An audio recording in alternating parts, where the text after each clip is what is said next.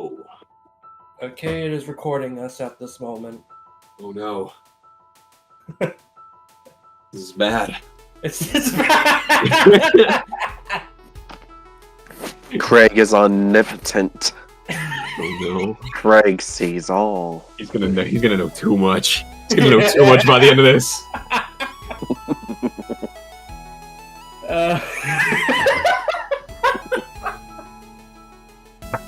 Why am I like this? I'm gonna pull the mic in a bit closer, okay? Yeah. It's only been like 3 months since you last did a session. Why am I forgetting how to open this? I think we should first introduce ourselves. Welcome to another episode of the Anonymous Gamers. I'm Protector of Memes. I'm AvatarAidan, and we have a guest with us today. Introduce yourself. I am KibbsMcGibbs. I'm a nobody on the internet that released a video on Castlevania 2 years ago, and I've done nothing since. Wait, All of us are nobodies. Basically. I'm a low key somebody. Low key somebody. Key somebody. If 127 views on a 2-hour video on the GBA Castlevania game means anything, just throwing that out there. So we're talking about games of 2018 instead of actually making a podcast on an actual fucking game.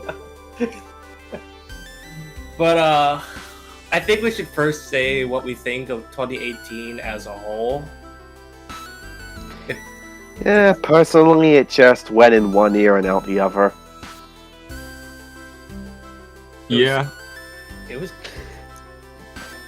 I mean, granted, there were some notable releases during that time, you know, both Megaman X Legacy Collections, Crash Bandicoot Insane Trilogy going multi-plat, and some of the other stuff we'll talk about, but it's not a particularly special year. It doesn't really help that at the time, my only modern system was the Switch, so kind of missed out on a lot of things, like, you know, Spider-Man PS4 and Dad of Boy. Oh boy, Dad of Boy. Oh, I think there were a lot of like good indies that came out in 2018. Yeah, that are like just kind of cream of the crop. I didn't get an Xbox. This is the year I got my Xbox One, but I only played one game on it, and that was the Spyro Reignited Trilogy. My main console was the Switch. Yeah, my main console was the Switch for a couple of years. I mean, I've mostly played Nintendo, just like my whole life. I played. My dad had a PS4, and I borrowed it for a while, but that was mostly for Persona 5. Oh, I was gonna say, honestly, I bought a PS4 it might have been in 2018 actually. It was either that or 2019. I bought it to play Persona 5. And then I picked up, like, you know, God of War and whatnot. The other Spider-Man. The other Spider-Man. The other Spider-Man. So, I think we should do this in release order so it can feel somewhat coherent, if that makes any sense. Yeah. All right. Yeah. So I have my list right in front of me, and if you have a game that I didn't mention that you want to talk, well, actually, let me look at your tier list before this. See if there's anything that came up before or after. There is one game I want to mention that came out in May that wasn't on this list. Oh, you have Kirby Star Allies. Okay, yeah, that's Let me look that up real quick, because Kirby Star Allies. Okay, yeah, we got a bit of time. First one, I'm noticing that I know Protector, you haven't played this, but Kibbs, you and we both played Celeste. Oh, yes. I made a video about this like 2 weeks ago, and I still think about that masterful ending. I think a lot about Celeste. I did speedrunning for it for a while, and I didn't do anything like official. I like record it and like submit stuff, but just kind of to myself, I would try to beat the game as fast as I could.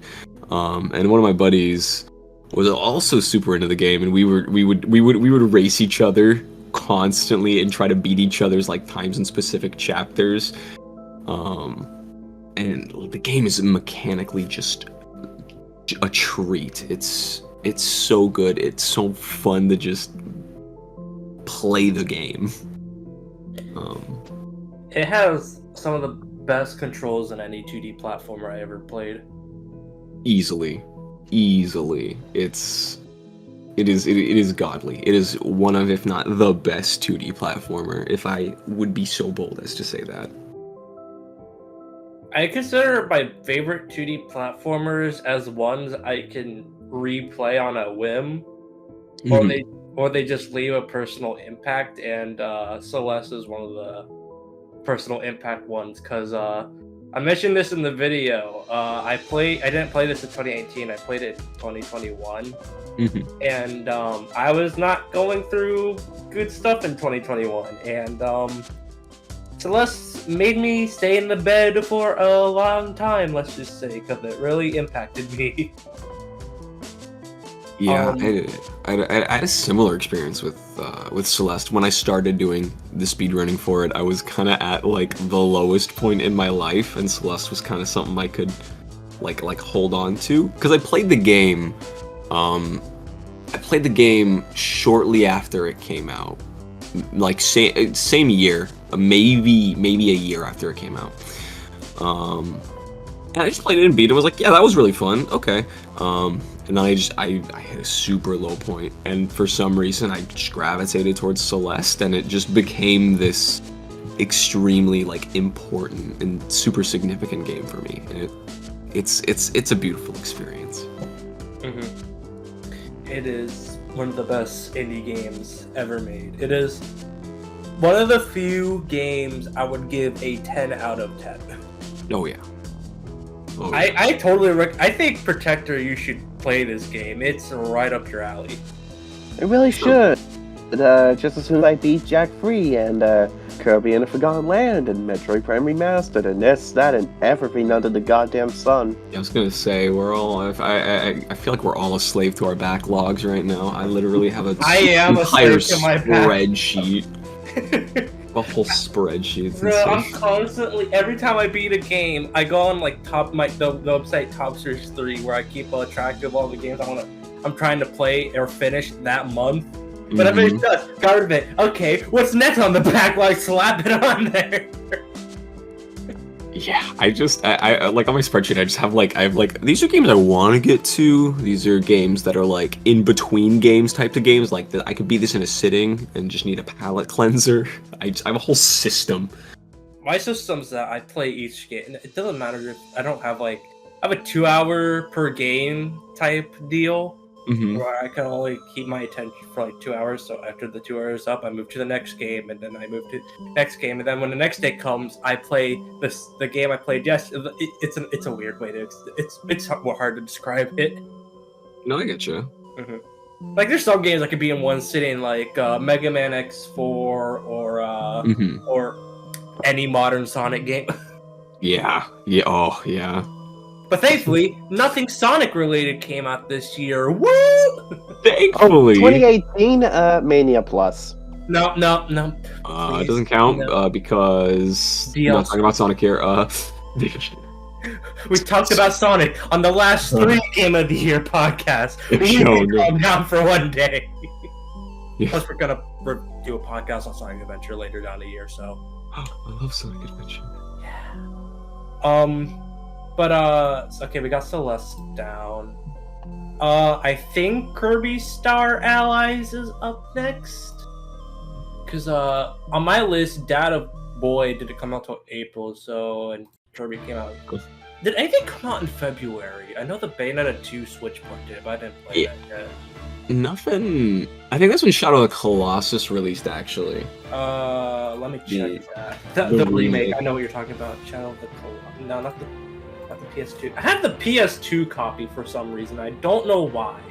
Other than that, I think like De Blob 2 came out on PS4. So I mean, Shadow of the Colossus did come out in February. So, I think for this remake, you should explain your thoughts on the original game, and then what you thought of the remake as a whole. I think that the original is it's I don't know how they made it when they did. Like, there's no way Shadow of the Colossus should have even existed on the PS2.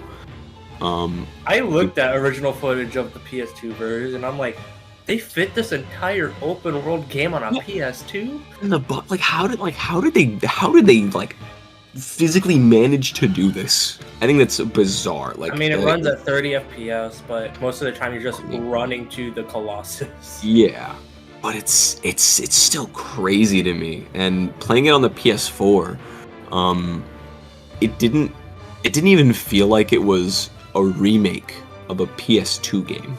It felt like it was like a game that could have just released in 2018.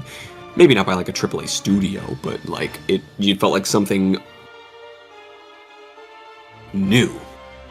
I mean, it didn't change anything in the gameplay or anything. Just speaking of the standards of 2018, Shadow of the Colossus fit right in with it. I watched someone play the entire game, and I'm like, well, first of all, the music, I don't know if they updated it for the remake, but the music is so fucking good. No, music is great. I don't know if they updated it either. I don't pay much attention to music in games, but I think it does a thing that all this, not Elden Ring, but like all the Souls games do, where the big bombastic music is playing during the boss fights. Yeah. Which, personally, I'm a sucker for. It's probably part of the reason why I love playing the Souls games, even though I suck at them. Yeah, that's fair.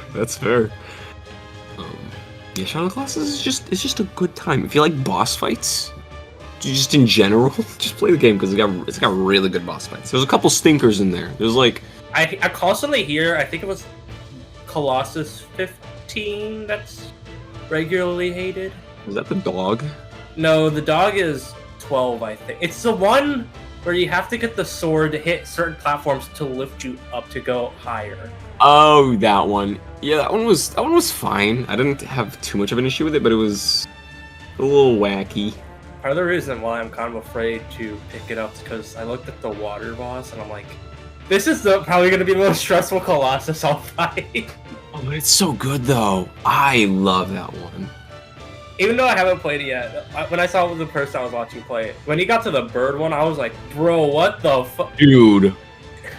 Straight up, like, best fight in the game. It is peak. It's so good. The Shadow of the Colossus does a fantastic job making you feel really cool. And I love that. I'll probably play it on my console. I'll definitely play it on console. Uh-oh. I mean, I do have an actual PS2 disc of Shadow of the Colossus.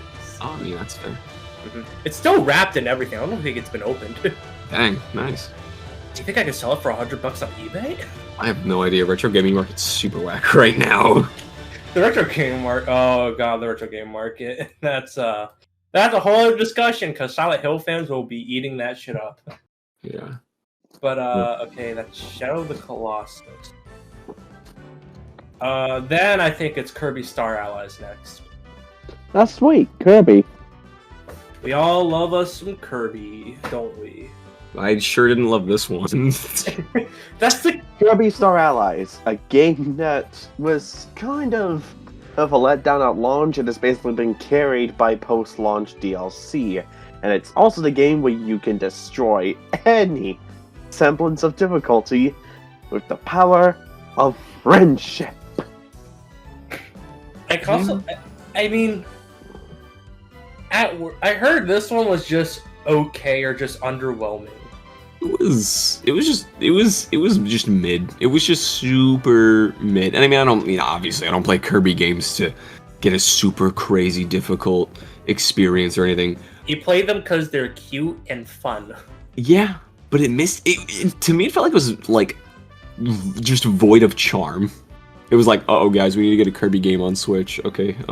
We showed it in 2017. We showed it in the 2017 Treehouse. Get it out right now. Yeah, it felt super half-baked. It just felt like I guess in some way they might have also been feeling burnout from 2D Kirby at this point. Mm-hmm. I mean, they peaked with playing a robot. Let's be honest. I mean, yeah. robot, And, but- well, that probably explains why the next Kirby game after Star Allies decides to finally go 3D, but one thing at a time Mhm. here. yeah. I only played the demo, but from what I played, all of the puzzles feel situational because it's of the combinability mechanic. Mm-hmm. Plus, they're not really all that creative from what I can tell. I like Kirby 64. I like Well, I like the Kirby abilities in that 64 one. it's not going to be as in-depth as Kirby 64. Well, let's be honest, some moves are even worse than in Kirby 64. Yeah. But, like, I was expecting something like Kirby 64, where, like, 2 different ones will, like, give you a new ability. But most of the time, this just feels like, oh, you combine the sword with the fire to burn the rope. Or if you don't have a rope to burn, it's an attack. That's useless. Yeah, it's just deliberate. It's just literally imbuing a weapon with the power of an element, and maybe there's some other kind of combination attacks here and there, but really can't think of much else. It's just the lowest. It's just the lowest bar of what a puzzle can be. Man, it might be better than the original Dreamland, but I haven't played that game yet. Well, out of the That's not Kirby exactly a high mark of quality. Well, out of the is it? Kirby Yeah. games I played, it's probably the weakest of them all. Hmm. But like, the best I can say is that it's okay. Hey, It's fine. there's also the other thing that Star Allies decided to run at 30 FPS instead of 60 for whatever reason. And when That the is- previous 3 mainline Kirby games were all running at 60 FPS no matter what. Pretty funny. I don't know why that is, but I'm curious. It's because Nintendo. It's teased me about why we don't have a Switch 2. Nintendo Switch games, they have 2 ways of running. You got 720 to 900 per 720 to 900p 60 fps or 1080p 30 fps, and sometimes you don't even get 1080p and 30 fps. You just get 900p 30 fps. Like, it's fine sometimes, like with Fire Emblem 3 Houses. Before a platformer, you want that 60 fps. Yeah. But I mean, well, for something like Kirby, though, I don't think you really need the extra frames because you're not going to be reacting to anything crazy or there's not a lot going on. But not a lot going on kind of lends to it should be 60 because there's not a lot. But I don't know. It's just I not don't know, weird. some of the bonus bosses can get pretty hectic. I didn't do any of those. Also, I don't even think Kirby Star Allies is 900p. I think it's 840p. No, it's We don't in the really 800 care about the P-ness of the of a Kirby penis. game. The penis. Nice. The new copy of Oh no. No. Oh yeah, by the way, remember Swole DDD? Swole DD. Oh, Buff DD. They did a Valentine's Day thing. I think it was the year after Star Allies came out, and it's like You Swole My Heart, and it's just a picture of Buff DDD. And it's an official Nintendo thing, and it's just I couldn't handle it. Nintendo taking too many notes from Sonic Team. Oh my goodness. Well, yeah. I remember that for some reason Ant Dude's eyes ended up firing out lasers at the mere sight of it, which that was weird. Wacky. That is, as one would say, pretty wacky. A little zany even. A little goofy. Got a certified clown license right there. Okay, so that's Star Allies. And now we talk about Dad of Boy. And this is where I make enemies. Oh, you've been Ew. making enemies with that game for a good while. Okay, so before I talk about Dad of Boy, I have started, I'm halfway through the original God of War. with a few design issues I have with that game, it's pretty fun so far. I played Data Boy before then. I don't like Data Boy that much. Yeah, it's kind of just mid, honestly. I'm like... Oh, it's worse than mid. It's... Like, the story from... I played for, like, 5 or 6 hours or something. The story was interesting. The gameplay is awful. It's so, like, it's just brain dead. It's just... Yeah, it's brain dead, but, like, it's brain dead for the wrong reason. Like, Yeah. Like, it's not like a Warriors game where it's like it's brain dead for all the right reasons. It's like when you know what to do, it's just repetitive. Yeah. First third of the game, you throw your axe all the time. Your second half of the game, Atreus' arrows are OP AF. Third half, and then it's not until like the third part of the game, like the last third, where you actually had to think on your fucking toes. Yeah, I couldn't stomach the game. I was like, because it had critical acclaim, so when I picked up my PS4, I bought it and was like, oh my goodness, I gotta play this game. I played it for like an hour and I just didn't touch it, and then 2 years later I revisited it and played it for like 5 or 6 hours. So I was like, wow, I wasn't missing anything. So. I like the puzzles. They're actually not thought-provoking. You had to think about them, which I liked. If I was outside of the combat, I was having some semblance of fun, but the combat's the majority of the game. Yeah, the combat's not good. I hear Ragnarok has more in-depth combat, which I'm hesitant to. I'm a little bit hesitant to play Ragnarok, if I'm going to be honest, but I am too. But I'm hearing really good things about that one too. But I don't know if that's just God of War fans saying, "Oh, the game's great," or if it's just like general audiences saying it's great. I mean, PlayStation and Funny Guy are like shoving that game down my throat, so I might as well play it. Plus Ryro gave me a code, so I might as well just play it. Well, I mean, you know, from what I can tell, it's primarily general audiences, because you actually start talking to God of War fans, there's gonna be a bit more of a divide. There's like the fans who think they did it expertly, and the fans that think that they didn't execute it all that well. From what I gather. Mm-hmm. Also, can we talk about how Atreus is the most annoying piece of shit on the planet? I won't, because I haven't really seen him in action, and therefore I cannot judge if he is the most annoying shit on the planet. But you know, I've got at least one sibling IRL that there's a point in the happily game. give that title to. There's a point in the game where he is about to die. If I could give Kratos like emotions, I tell him fuck that bitch later. I thought Atreus is the most annoying character I've ever heard in any video game. I don't think he's that bad. I didn't have too much of an issue with him. Like he has this stupid dumb kid moments where it's like, bro, what are you doing? Bro, in the halfway point where you've just said it's, you know, stupid dumb kid moments. No. It's even worse when it affects the gameplay. I think that's the point of it. I think it's supposed to kind of be like, yeah, it's supposed to be a little rough here. It's supposed to kind of suck. You're supposed to be weak because you're just playing as a kid.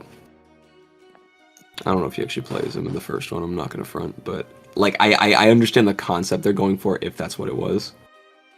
I don't want him to ignore all my commands though, because like his arrows his arrows. They're not just useful, but they're also kind of mandatory to beat some enemies. So when he's not but when he's ignoring your commands because he knows he's a god now, it's like, oh my fucking god. Also, those against that little shit. The dwarf brothers, I thought were annoying as well. Yeah. They seem they're very one note. Oh, I hate you. No, it's like, oh, I hate hit. Oh, you talking about hit? Oh yeah, I hate. I'm like, shut the fuck up already. I will give Atreus this when he tells Sindri, is it Sindri? Yeah, Sindri off. Peak God of War 2018. the little shit actually made another little shit shut the fuck up. Thank God. I like the world though. I like how it's thought out. I'm interested. I'm very interested in Greek stuff. Like, you know, is it Greek? No, it's not Greek. It's Norse. Yeah, it's Norse mythology. But like, I'm into like the early European history because it's very fascinating. And God of War 2018 fulfills that. It has a well fleshed out world and gods and all that stuff. It's got a good setting, and I think the game. I mean, the game is beautiful. Obviously, I played on PS5 where you can play at 60. Thank Christ. Yeah, no, the game is gorgeous. I will say, bosses, some of them suck, but the spectacle though. God of War games have really fucking amazing spectacle. I think we can all agree on this. Oh yeah, I mean that's part of why they were so big. I think. Like, I was at the final boss, so I was like, I'm ready for this game to be over. But then, like, I don't mind the QTE moments that much, but like, it's so cool just seeing Kratos and Atreus just like teaming. Kibbs, you gotta finish this game just for the final boss to win. Like the spectacle for that thing, so good. I was thinking about just like going through and just playing it with my wife watching, just seeing if like. What she thinks of it. She's interested in like the mythology side of things, and like. So I'm like, this might be up her alley story wise, but in no world would she play the game. So I was like, yeah, that'll be a good way for me to just kind of play it and finish it. Why isn't she interested in playing it? She typically sticks to JRPGs. She's a new gamer. And I was like, are you saying she's a Xenoblade fan? No, I'm still working on that. Believe you me, I'm still working on that. You know, you should get her to play Metroid Prime. I don't think she'd like it. Her and I, we have very similar tastes. I didn't like Prime. Protector will remember that on the typewriter of your eye view. I'm sorry. I know I'm objectively wrong. I mean, Prime's not bad. It's just everyone calls it the greatest thing ever, so I think it's a bit of high expectations, maybe. Yeah, I think it's fine, but I mean, people also call God of War the best thing ever. Yeah, they have that opinion. I can't deny that. Sadly, well, my friends beat it like 10 times. I'm like, how do you do that? How do you? If you're not doing the side stuff, that's even 10 hours. No, hold on. Serious question. Yeah. How many combat options would you even have to be able to go through the game 10 times? You only have 2 weapons. Okay, I finished the game. You only have 2 weapons and Atreus' bow and arrow. That's 2? It. Yes. I didn't even know there was only 2. I knew you got more. I didn't know it was just like one other one. That's so lame. So you got. You don't care if I spoil this, right? Yeah, I don't care. You got the Leviathan axe, obviously. Oh that yeah. Thing has 2 runic attacks, a light runic attack and a heavy runic attack. Then you get the Blades of Chaos, with also has 1 light runic attack and 1 heavy runic attack. I think you share the same circle button special. I just stuck to health burst because enemies hit you like a fucking truck. And then you have Atreus. He has 2 types of arrows. It doesn't really matter. They both deal like the same damage. And he has 1 bow attack. That's all you have. But from what I've heard for Ragnarok, they give you 1 extra weapon, I think. I don't really know. I only know that you get more weapons, but I don't know if it's just weapons or a weapon. Oh, I also heard Ragnarok compared to the fucking Rise of Skywalker in terms of the ending. So that'll be something. I don't even want to get into that can of worms. Not gonna talk about Star Wars. Sadly. You can talk about that in 2019 when Jedi Fallen Order came out. Okay, so that's God of War, with Dad of Boy. 2018. Mid of mid. Mid of mid. I think Messenger didn't come out till August. That's Let me see. let me check protectors real quick. I think Detective Pikachu came out in March. Did anyone play Detective Pikachu? No. Actually, wait, didn't the Let's Go games come out in 2018? Yeah, That was like October. that was November. Ah, So I guess Among Us is next. Among Us. Among Us. Alright. Oh my this is god, the guys, most- the debut this is the game most- of the one entity known as the Sussy Baka. It's the most influential game in all of history. A wonderful story, perfect graphics, gameplay. It should be mentioned perfect. that, the game actually existed for, yeah, Among Us was not the 2020 debut. It's been around since 2018, but it's thanks to the COVID pandemic that a lot more people started playing it, and then it became a worldwide sensation. So, boy, why I see action figures of Among Us stuff damn near everywhere.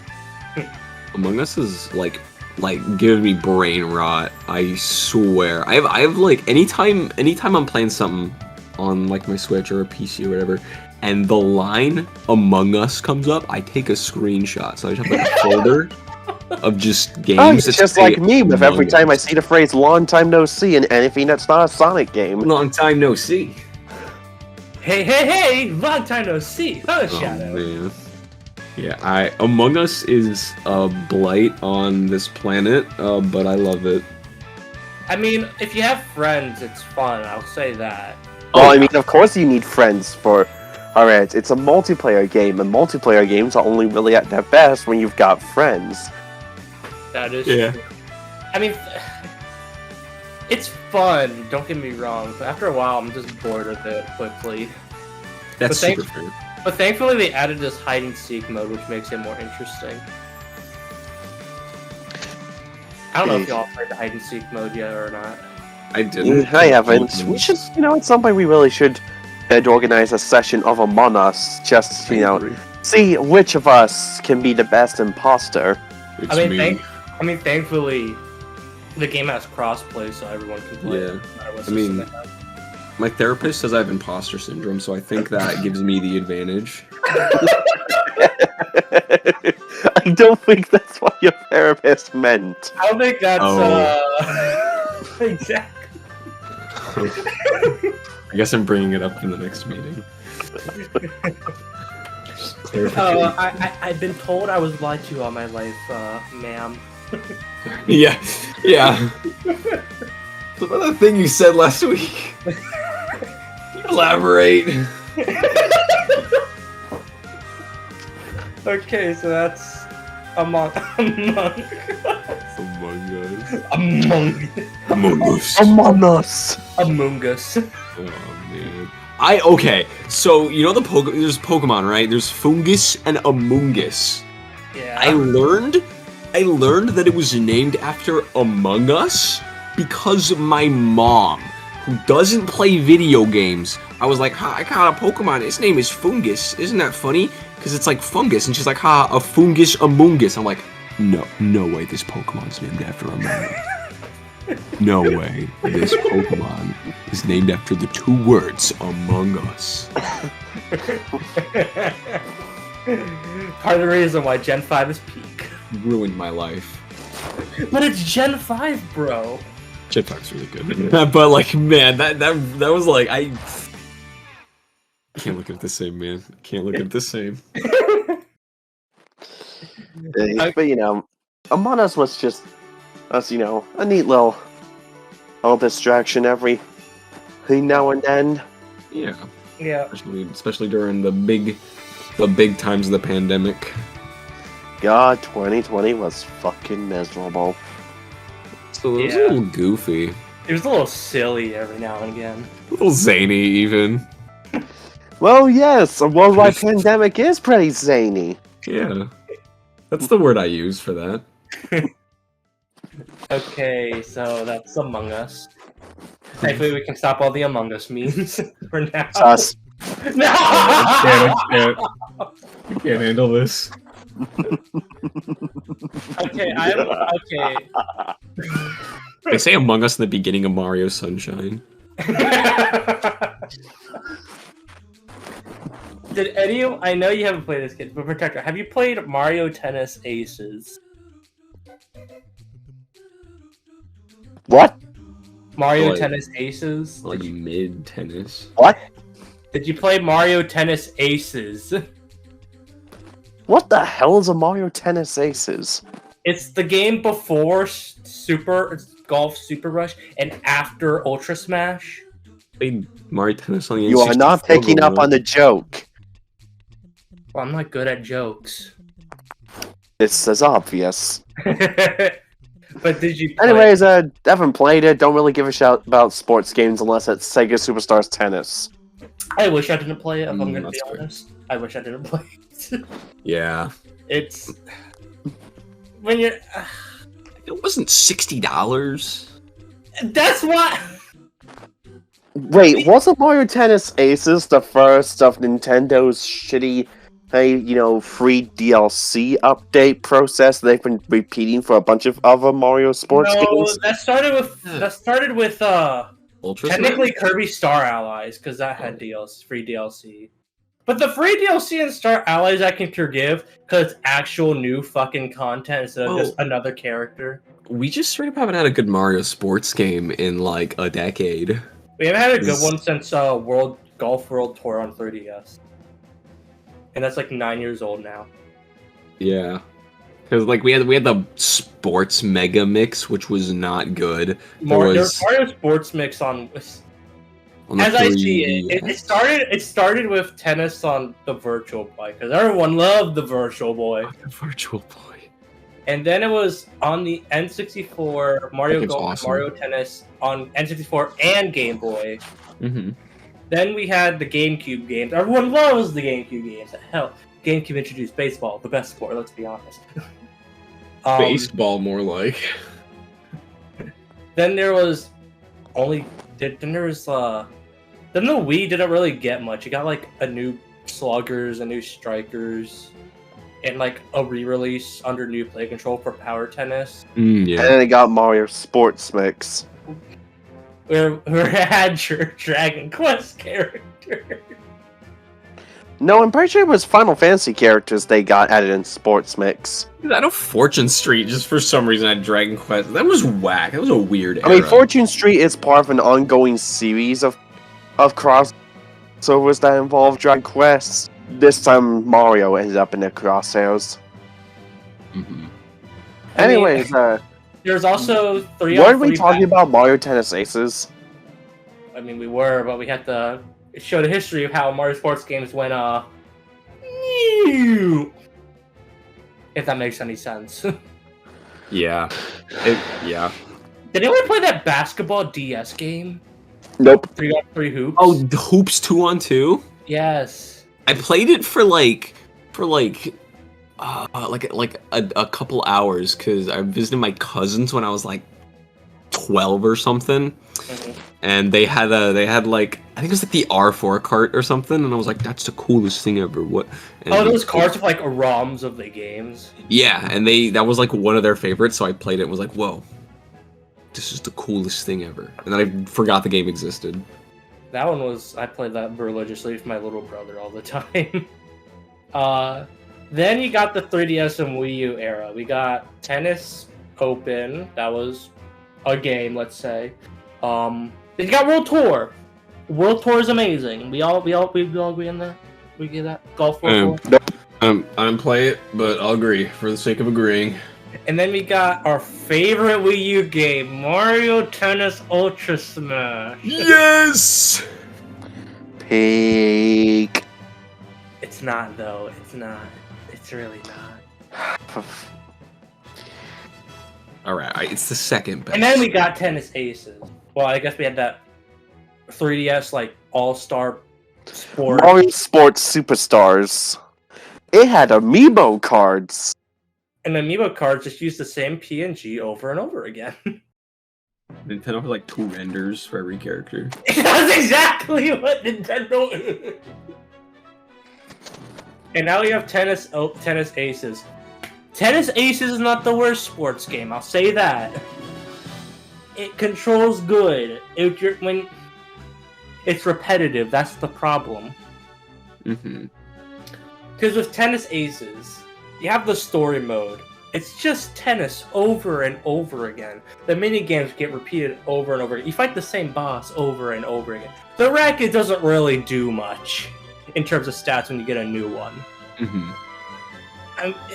It's funny that like the only the quote-unquote substantial form of content we got, aside from new characters, is fucking new CGI cutscenes for the story mode. You gotta be shitting me. I'm not joking. There was only like 2 CGI cutscenes before the update. Now there's 3, maybe 4. Let's go. What we love to see. I mean, they tried the gimmick of Tennis Aces, the whole like super shot or whatever the fuck it's called.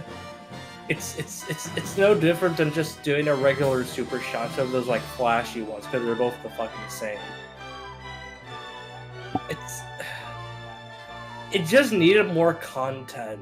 And not just fucking new characters. Like, please, just give us a sports game that has new content and not new characters. Yeah, I like people are like, man, this game kind of lacking in content. Nintendo's response was, I'm so sorry, guys. We forgot to put Diddy Kong in. Oh no, they don't have Funky Kong. Don't worry, guys. We got Dixie instead. Yeah. Diddy exists. I love Diddy. And that's really all that matters. I remember when people were hyped for the fucking Striker Switch game. And I was like... And then crashed and burned. I think we've run out of things to say about Mario Tennis Aces, don't The problem you? with Mario sports games is that they're all the fucking same story now. Yeah, they need to do something else, just to Freshen up the gameplay. Do what the GameCube games did, and like have new modes and stuff like that. Not just tennis over and over and over again. Yeah, if they did new modes or just like that would solve a lot of the problems. I mean, Mario Golf did do something different. It's called Add New Donk City, but it's just New Donk City from Mario Odyssey with a few holes in it here and there. It's not that different from the fucking Odyssey game. But no, that's Tennis fucking Aces. You're out of my fucking life forever.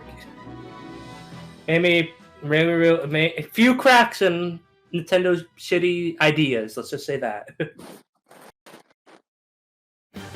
Okay, Octopath Traveller is next, as I see on the calendar. Alright, despite the fact that I never finished it, I got a lot to say about this one. Same. I never finished it, but I think I got pretty far in it, though. I'm on, like, the 3rd or 4th stories for all the characters. I think I, like, barely did, a couple of Chapter 2s, and then most of the others Chapter 1. The game is pretty fucking big. It's pretty big, but it's also pretty mid. I wouldn't say it's mid, though. I mean, it has the class system, and you know me and Nax, we love the class system in our RPGs. Yeah, I think the class system is done like in a fine way. I don't take issue with that. I think like mechanically the game is super sound. It just can be a little boring for the first chunk of the game. I'm going through the second game right now, and yeah, it's like mechanically still like it's as sound as the first game. I'm actually pretty excited to pick up the second game. Yeah, it's if you like the first one, the second one is gonna be really good to you.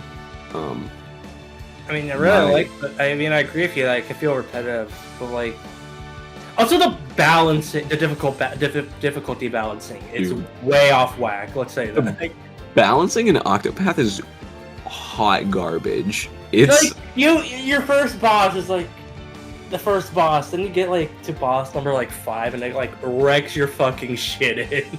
Well, even then, it's so easy to just get endgame gear in the beginning of the game. Really? Yeah, no, just get a cleric and a scholar, evil ward, and I think the cleric has an ability that makes running away easier. You can just walk through endgame areas with lower rate for random encounters, and then a high chance to run away. You can just walk through and just loot the chests and get endgame gear. I kind of wish I chose Therian as my main party member. Mm-hmm. I mean, I chose Olivia because I like Olivia. I don't remember what I chose. Primrose, probably? I Wait. chose Primrose. Isn't she the dancer? I think so. That doesn't sound right, though. I don't remember. There's Olivia the cleric. I think it's the cleric. Did I go with the cleric first in both of the games? Did you? I think I did. I mean, it's good to have a healer, let's be honest. Well, yeah, healers are good. Like, Therian is like sub-ability on the open world is like basically the be-all, end-all you need for all side quests. Yeah. So that's why. But like, also some classes are not good, mainly Alchemist and Hunter. Because with Alchemist, it's the same problem with Final Fantasy 3, where like you need items to do the biggest amount of damage. Mm-hmm. And with Hunter, it's just like your magic's weak. Your bow and arrow is pretty cool and all, but like it doesn't really do much other than that. Yeah. I mean, my main go-to classes are Cleric, Scholar for healing and magic. Mm-hmm. I will say what I like about this class system, you can stack classes up. You can have two classes on one party member. So like Olivia, for instance, she's a cleric, but also Abra has a scholar, so I can do magic damage if I don't need to heal. Yeah, no, that's exactly what like it carries over very well into the second game. To me, Octopath feels too much like it can just be solved. Like there's just kind of right answers to everything, and I think it's kind of lame. You know, I don't feel like I have a lot of freedom. Like you gotta have a scholar and the cleric. They're really good. In the first game, you need a dancer because no one else has dark magic. Really? Does no one else get dark magic in the first game? I don't think so. I don't have like the other jobs, but like out of the main ones, everyone else has like clerics only have light magic, obviously, but like scholars have every type of magic, so that makes them the best magic users. Well, yeah. The alchemist has ice, but it's only like one ice. Thieves have fire, but it's also one fire. And hunters have lightning, and dancers have like all the dark magic. I think that's the same. I think it's the same in 2. I mean, I'm not opposed to it. I mean, Dancer's really good because it gives you all the stat increases. Yeah. Yeah. But, like... Also the boost mechanic. I really like that. Yeah, the no, boost? I think that's very cool. The way they utilize boost and break, where you can kind of like do either your basic action multiple times or a higher power of like of one of your like cleric skills or dancer skills or whatever, and it has a different effect. I think that's really cool. I also like how you can like have it like when you're done with the class with like their skills, they're not locked out just because you don't have the class equipped. Like, you can have any when you learn all of the skills of that class, you can have any skill you want on your skill tree, and Octopath is very customizable, and I love it. Yeah. I will say something I don't really love about Octopath is the story. The characters they're so bland. Bland basic bitches is what you're saying. It's so boring. It's like, oh, here's a game where 8 people come together and they're all doing their own crazy things, and then they never interact. They don't even talk to each other. I'm like, they only talk like when you're in the overworld. It's like, oh, you can hear what they think of this. I'm like, just like, bitch, what the fuck? It's like, I want to see these people like interact with each other and talk to each other. I want to see the guys be guys and the girls be girls. Oh my god. I want to see like you can't just be like, oh yeah, 8 characters come together in a story and just have them literally never talk to each other. That's stupid. it's What's how I the feel. point of having a party? It's how I feel when I watch action swords shows. So I'm like, I want, like, I love them. I love the action. Don't get me wrong, guys, but like, I want episodes where like it's just the group hanging out, so we get to know how they feel about this stuff and shit like that. Yeah, I couldn't get invested in the characters. It's part of why I love Avatar. You have it's part action, part characters talking to each other. Yeah. But we could get into why Avatar's the best show later. Alright. So I think we said all we need about Octopath Traveller. Mm-hmm. Okay, so what's next? I think Dead Cells is next. I love Dead Cells. My brother loves this game, but I haven't played it yet. I love Dead Cells. I have yet to even touch Dead Cells. Oh, you guys need to do that. A lot of games from 2018 that we're talking about. I only know about Dead Cells. That's a Metroidvania. Yeah, it's like a roguelike Metroidvania-esque thing. It's really good. Actually, I have a funny. Wait, no, not Metroidvania. Roguelike, I think it's what it's called. Yeah, it's a roguelike. It's kind of Metroidvania-esque in terms of how things are kind of generated, I guess. Like it's got the same. It's got a similar structure to like what a Metroidvania would. I'm gonna be honest. I said this in my Metroid NES video. But, outside of like a few hours on Hollow Knight and most of the Metroid games, I haven't played Federation Force or Prime Hunters. I think I haven't played that one yet. But like, aside from like that, I haven't played that many Metroidvanias. And the only roguelike I got into, well, two technically, Risk of Rain 2 and Hades. Hades But- is really good. Oh my god, I fucking love Hades. But how does Dead Cells feel? That's like the one thing I'm interested in.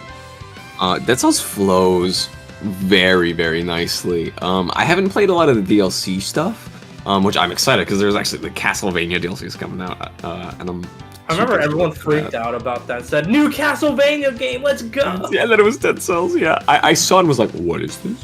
But yeah, I'm hyped for it. It looks really good. But everything flows It doesn't very. say die monster. It's a failure. Everything flows super well together.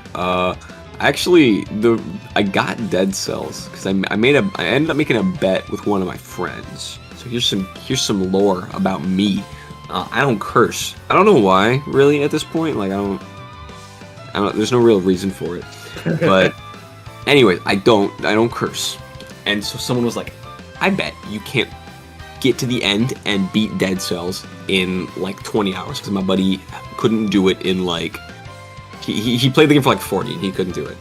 And I was like, okay. We made a bet, and the bet was $200 if I won, but if I lost, I had to say the F word. And I'm like, okay, you know what? I don't really have much to lose here. I'll take that bet. I bought the game, sat down, beat it in 4 hours. I was like, God damn. I was like, well. $200 in your pocket. So I bought a Sayori cosplay. Oh fuck! Wait. Sayori, not Natsuki? No! Okay. Sayori's the best girl. Okay. Here's the real question: was it cosplay for you or your wife? Me. Yeah, I respect that. Like I said, Natsuki. Well, okay, I respect Natsuki. I can say this, as long as it's not Yuri. Yeah, people like Yuri because of the Bahangas. That's it. I thought we were talking about Dead Cells. Oh, Yeah. We've been We were. deviating a lot from the subject material. Dead Cells looks pretty. Oh yeah, I didn't even talk about it. The visuals are really good. The music's really good. Boss fights are really good. You can break if you know what you're doing. You can shatter the game to pieces. It's so funny. One of my buddies, like he just he can understand mechanical, like the depths of mechanics in most games just way better than anyone else I know.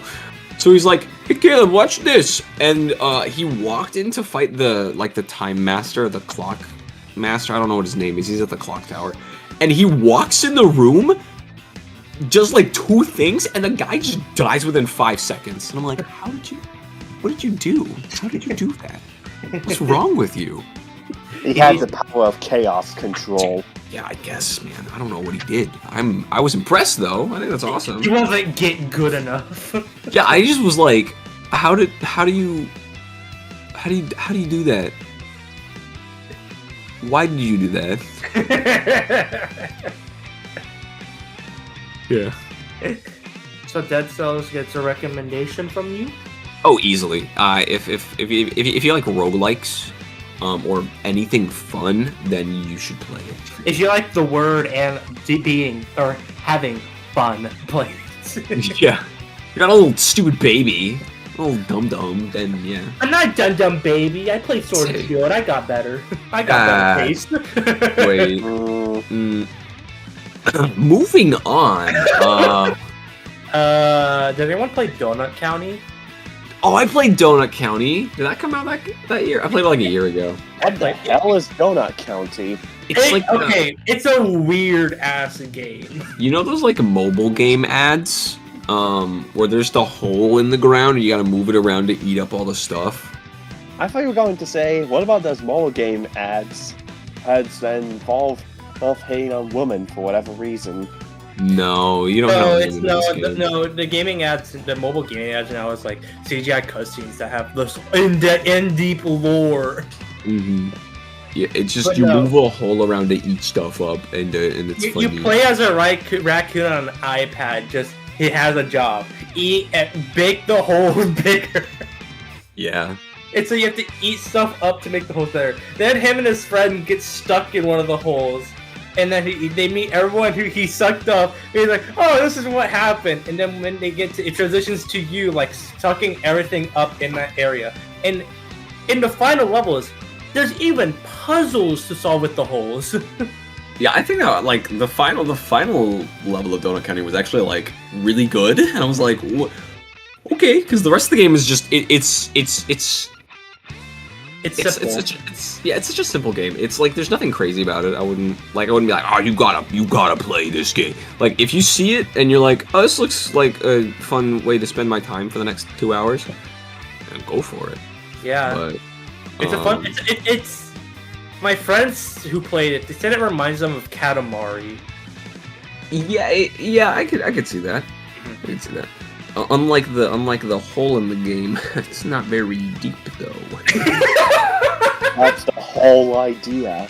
Ooh, we're just a bunch of funny jokesters here. The funny part about the story's not all that complex. I'm not very much of a jokester. I'm more of a wholesome guy myself. Oh God. Oh no. Do you want to move on before I make more puns? So what's funny is the story's not all that deep, but the reason why the raccoon's making all these holes, it's so he could get a fucking drone. Oh yeah. Forgot about that. And then his friend grabs the drone side, he's like, "I know what the fuck you've been doing. Don't do this shit." Yeah. But Donut County, it's a short, sweet game. I want to say get it at full real tall price. I think it's like $20. Let's just wait for a sale. Hold on, let me check. We're having a sale. Regardless of its price. Oh, it's actually it's $13. That's actually not that bad. It only took me like, it only took me less than 2 hours to beat it. Damn. Yes, like 2 hours or something. It took me like 72 minutes. So that's probably because I'm a pro gamer. Pro gamer. But no, Donut County. Recommendation, the devs, it's an indie dev that made it, so they deserve it. Okay, that's Donut County. Don't spoil much of this if you don't mind, Kibbs, but The Messenger? Okay, Wait, Facebook Messenger got its own game? Oh my fucking god. I saw it and it looks like an indie dev's version of Ninja Gaiden. That's basically what it is. The 2D games, not the 3D games. That's basically what it is. It's really fun. I will say, take your time with it. I played it when I had COVID, so I kind of knocked the game out because I was like, I just need something to play, so I just like knocked it out. And it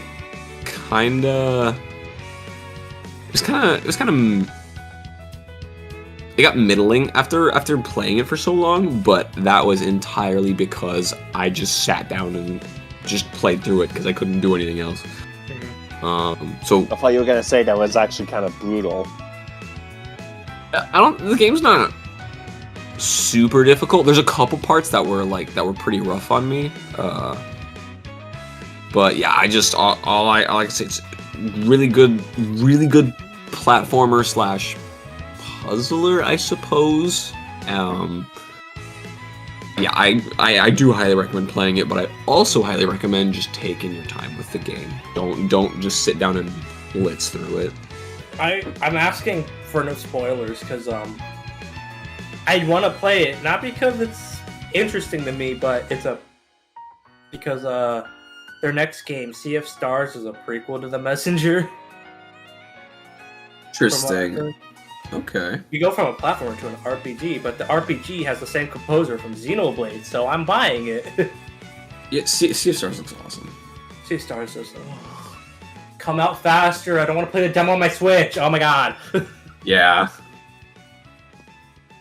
So, Messenger recommendation? Oh yeah. Good. We can move on to Spider-Man then now if you don't have much to say anything. Did you know that Yui Lowenthal is the voice of Spider-Man in Spider-Man PS4, and he has also voiced Ben Tennyson, Cecil O'Harvey, Yosuke from Persona 4, and Lord knows who else at this point. Marth? Wait, he played Marth? Yeah. I think so. Yui Lowenthal is the English dub voice of Marth from Codename Steam onwards. I know Your Leaf plays Sasuke in the Naruto video games, I think. I think he just straight up is Sasuke in the dubs. Huh. Yuri Lowenthal's in everything. I think we can all get it. Yuri Lowenthal's in everything. Literally in everything. Not quite in everything. He's yet to voice a character in a Sonic game. He needs to stay away from Sonic, let's just say that. Yes, keep him pure. It's like Snackago said in the last podcast. They need to stay away from Sonic so they have the career saved. But no, Marvel's Spider-Man is one of my fagots, as one would say. Favorite game of all time.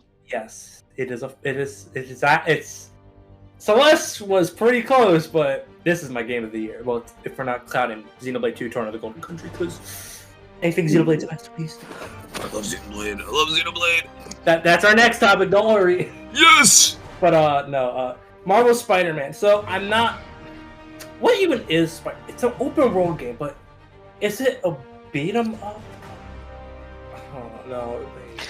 Well, I mean, yes, Spider-Man beats up enemies with his fists, his kicks, and all that. Well, I heard it's like the Arkham games, but I haven't played the Arkham games yet, so I don't know if that's like a beat 'em up genre or not. But Marvel Spider-Man, fun gameplay. There's some quibbles I have with it, like the soft lock-on. Soft lock-ons needs to stay out of video games, or they need to make them better because I may be trying to attack this person, but Spider-Man just goes towards the nearest building, and it's pretty fucking annoying. But I like web swinging. So fucking fun in Spider-Man. It is so satisfying just to have that perfect web swing, and then you high in the air, and you skydive while doing tricks. Then you go back to it. It's so satisfying. Really makes you feel like Spider-Man. No, we're not getting that repetitive. We're not getting that repetitive, Kibbs. Yeah. With this game, you can be the Batman. No, it's not be. It's become the Batman. Become the Bat. Become the Bat. I mean, Spider becoming a spider. Those things are nasty. I love spiders. They're awesome. They're awesome, but they're so ugly. I love spiders, man. The writer. Oh, Also, so I don't know about y'all, but I grew up on Spider-Man like religiously. oh, me too. Like Sam Raimi's trilogy. Cartoon, and that was my primary exposure to the character as a kid. Sam Raimi's trilogy. Anyone? Oh yeah, no. Did Spider-Man getting taken over by Venom symbiote give you nightmares? No, just me. Well, I mean, I watched Spider-Man 3. That movie is so bad, it's hilarious. It's bizarre. Now dig on this. Okay, I love Spider-Man. I love Spider-Man. I'll even wrongfully defend the Amazing Spider-Man movies. Wait, which Amazing Spider-Man movie? Both of them. I love them both. So when I watched The Amazing Spider-Man 2, I was expecting a genuinely shit movie, and what I got of it was alright. It was just a mid movie. No, Spider-Man made it. No. I love them. Amazing Spider-Man 2 does the one thing. Amazing Spider-Man 2 ruins that version of Spider-Man with one scene. Yeah, but Spider-Man is cool. So yeah, here's the problem. The point of Spider-Man is that anyone could have been Spider-Man, but no, it was Peter Parker. Amazing Spider-Man 2 shoots the idea in the back, sets it on fire, and puts it in a grave, and says, "Nope, Peter was destined to be fucking Spider-Man." That's okay because he's cool. Where the hell did it say that? But his dad's recording. You don't remember that? Nope. Now can we get back to the game? Sure. The story for Spider-Man PS4. It made me cry. It did make me cry, yeah. Yeah. it made me cry. Yeah, it made me cry. That's it. I guess you could say it subverted my expectations. Because the beginning of the game, you beat the Kingpin. It's not even a spoiler. Like it's in the beginning. You beat the Kingpin. And I'm like, oh, there's no bad guy. Then you meet Dr. Otto Octavius. I'm like, oh, fuck, we're screwed. Uh-oh. Uh-oh, it's the bad guy. Things are about to get a little quirky here. And I like how, William Speaking of Otto Octavius, he's voiced by the same guy that voiced Rigby from Regular Show. Hamboning! The one-cheek wonder. No. Is that the one-cheek wonder? I hope he doesn't play punchies with cheeks like those. God, I need to rewatch that show. We shouldn't be allowed to have anything anymore. Well, anyways, only really caught the story of Spider-Man on PS4 via a charity, a live stream thing that Hellfire Comms was doing, and all I could remember was, where's the Pizza Time suit? Sorry, there is no Pizza Time suit. But there is. It's so good, though. It's, the Raimi suit is in the game. Oh, the Raimi suit, that's what you're talking about. I call it the Pizza Time suit. The only suit I use, because I love the trilogy more than Sam Raimi, is the Homecoming suit. Surprised there wasn't an Into the Spider-Verse costume. No, that's for Miles Morales. Mm-hmm. But we can't talk about that when we get to games. Spider-Verse was his movie. Yeah. I like how William Osborn in Marvel's... He's not some evil douchebag, thankfully. Though I kind of was wishing for him to be voiced by Willem Dafoe. But, no, he's like an actual nice guy. When he says he's a nice guy, he is a nice guy. As nice as someone in charge of a corporation can be, anyways. That is true. But, man's done some questionable things regardless, because, come on. It's Norman Osborn. I mean, it could be worse. It could be Harry from Spider-Man 3. Listen. I think we've kept deviating from Spider-Man PS4. You just make a fucking podcast session on Spider-Man 3. Yeah. Every last bit of Spider-Man media that is not the actual game itself. You know. Anyways, there's a lot of fan service in Spider-Man PS4 from what I noticed. Not only with all the various suits. Most of them are pretty cool. Some of them are actual garbage. There's one where it's just the Fantastic Four suit with a fucking trash bag on his head. There's one where it's just Spider-Man naked with his fucking helmet still on. Are you saying that's one of the bad ones? Yes! I don't want to see Spider-Man flexing his abs.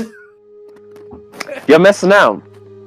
Look, I'm not interested. You'll never get it. You'll never get it.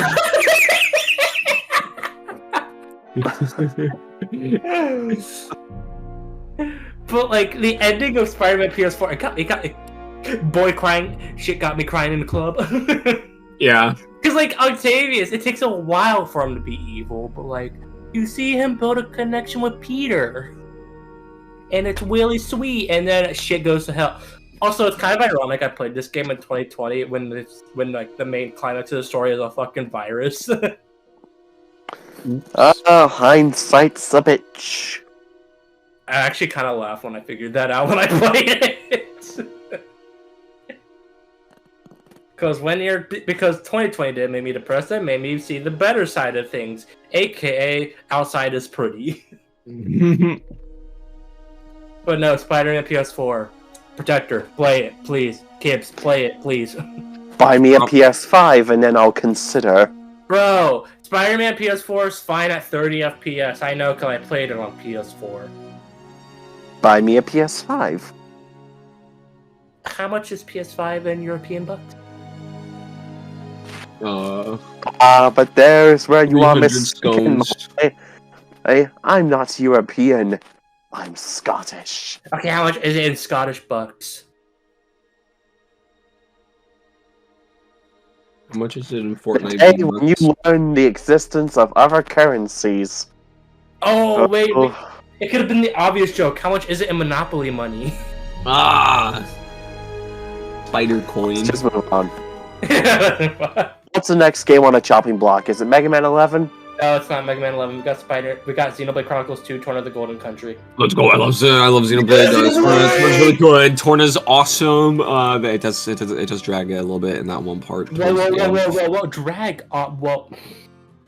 Okay, it's like, hey, do 50 side quests, and I'm just like, okay, I guess I'm gonna go do the side quests. That's the only bad part about Torna. Literally, is that it forces you to do a bunch of the side content. Bro, the combat. Oh. So good. It's so good. They didn't have to go so hard on it. Like, okay, so this is probably a hot take. I think Xenoblade 1 combat's the weakest in the trilogy. Ooh, that's... So, Xenoblade 1's my personal favorite, but I agree. Because, like, what I love about Xenoblade 2 combat, both in OG and Torna, it's customizable. Yeah, I like the... Well, the elemental combos in 2 are really nice. I love how in Torna, it doesn't matter if because like in 2, you have like, oh, you need to do fire, then you need to do water, then you need to do ice or fire. I'm like, no, in Torna, you can do whatever the fuck you want. Yeah, that's really nice. Torna's wacky. I love it. And I also love how you have to switch playable characters to do driver combos. It's so addictive. Xenoblade 2 combat. It takes a while for it to learn, but when it clicks, you can't stop. You literally can't stop. Xenoblade 2 combat takes like 20 hours, bro. Or you could just watch a video by Sugar Conroy. No, because it takes 20 hours to get a full party. That is true. Wait. I mean, if knowing Sugar Conroy, he'd probably spend that 20 hours just trying to do every last side quest that was available.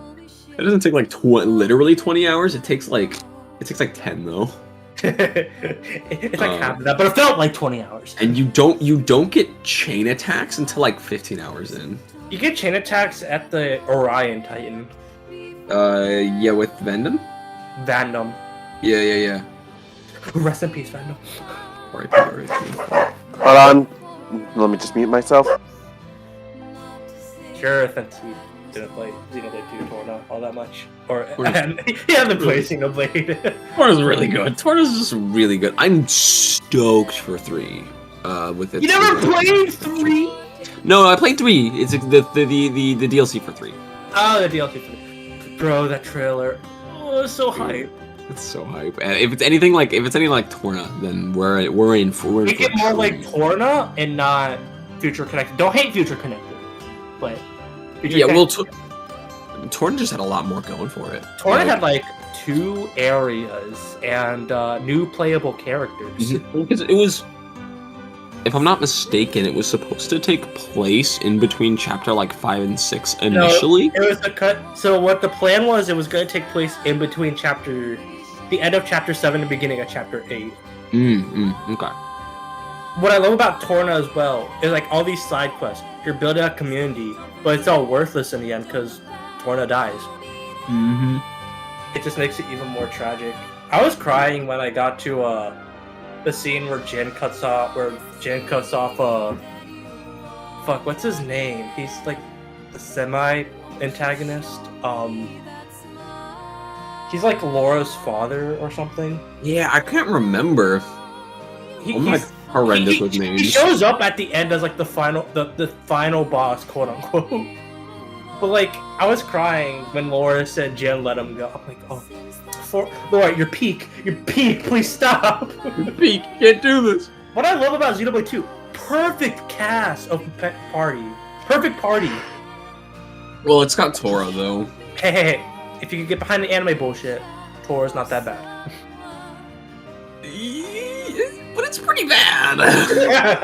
I'm probably more lenient because I'm so used to the anime bullshit that's normally in games. I mean, every now you have a race. To be fair, at least we have Poppy. I was gonna say Poppy is like straight up one of the.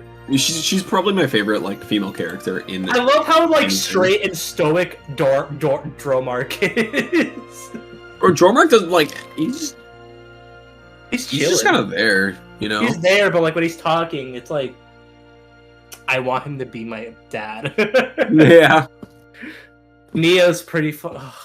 Oh my god, these. Nia is proof that the success for RPGs these days depends on whether or not they have Welsh cat girls. I mean, the cat girls are some of the best characters in Xenoblade. same with the wing people. Yeah, the high end tier.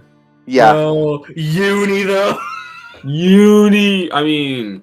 Yes, Uni's the bus.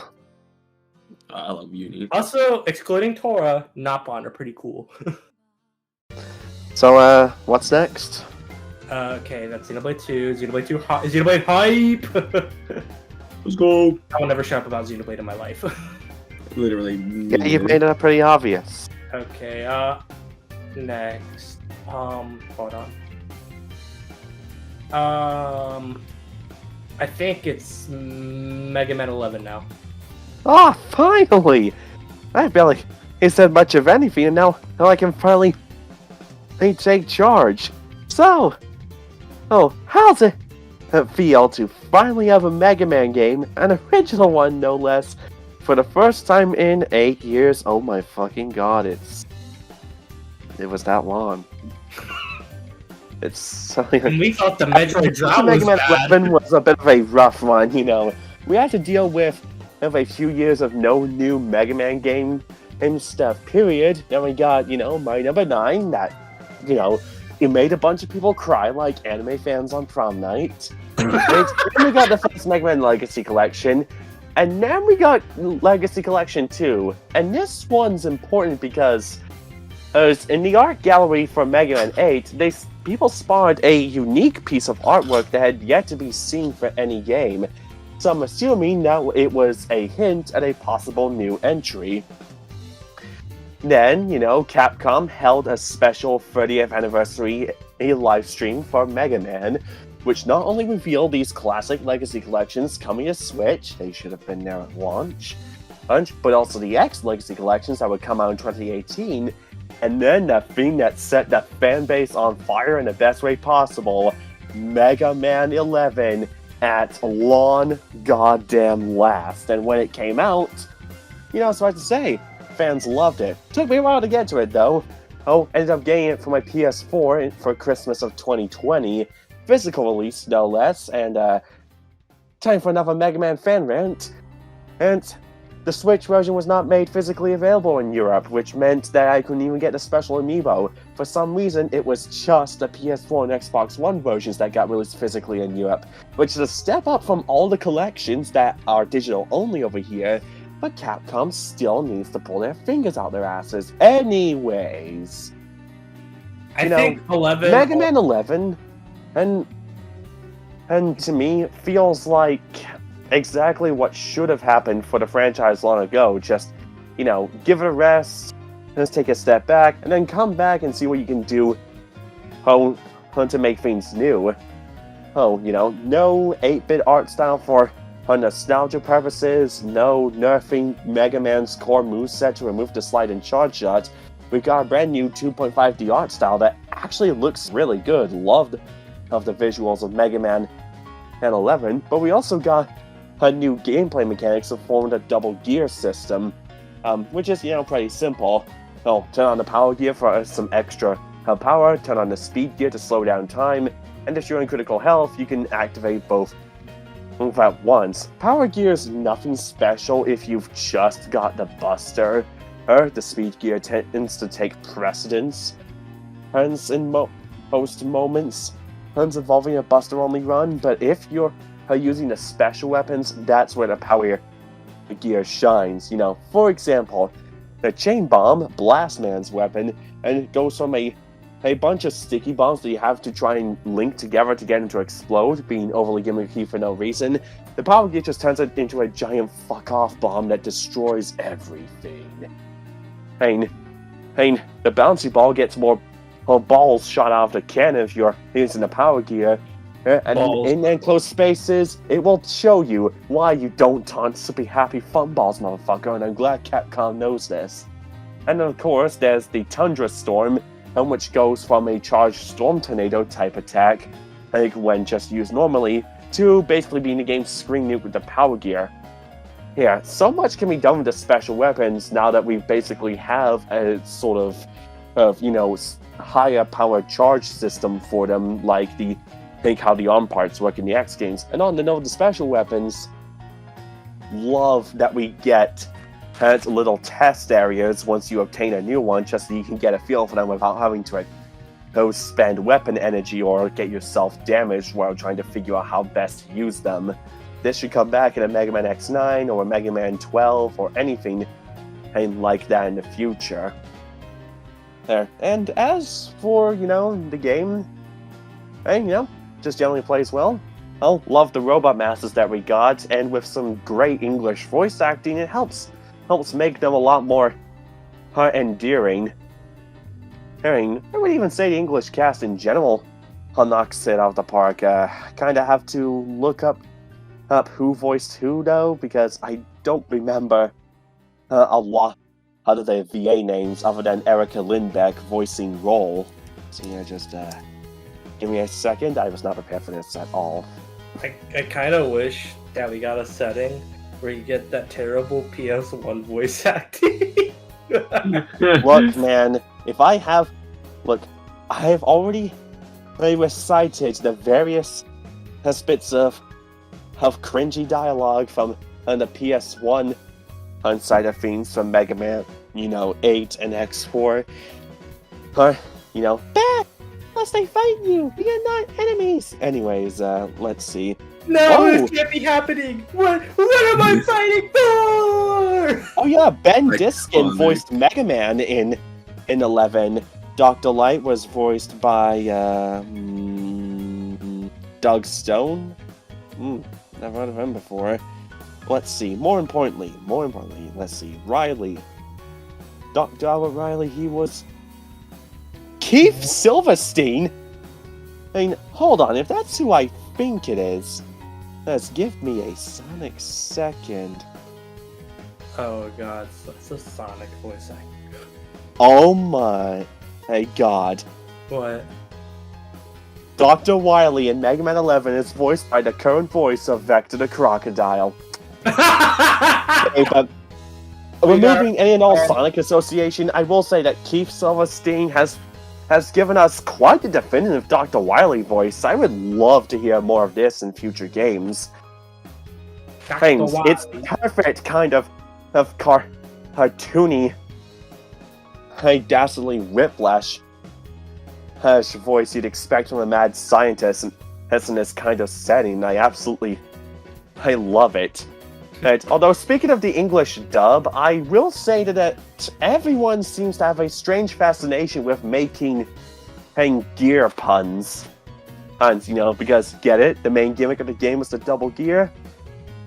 Yeah, I don't even know. Oh, also, I forgot to mention, one other gameplay improvement. I like that there's hotkey commands, hence for Rush's modes, and that you can even use the right stick to manually select which special weapon you can use at any given moment. And for that right stick quick select, each special weapon is placed where the Robot Master will be on the stage select. So if you know where each Robot Master is on that screen, you can just memorize that for that quick select, and it becomes pretty useful. Sometimes better than simply swapping between the weapons using the shoulder buttons. And as for stages, I'd say it's generally solid across the board. I don't remember being the biggest fan of Impact Man's stage, but that's the only real dud I can think of. Anything else to say?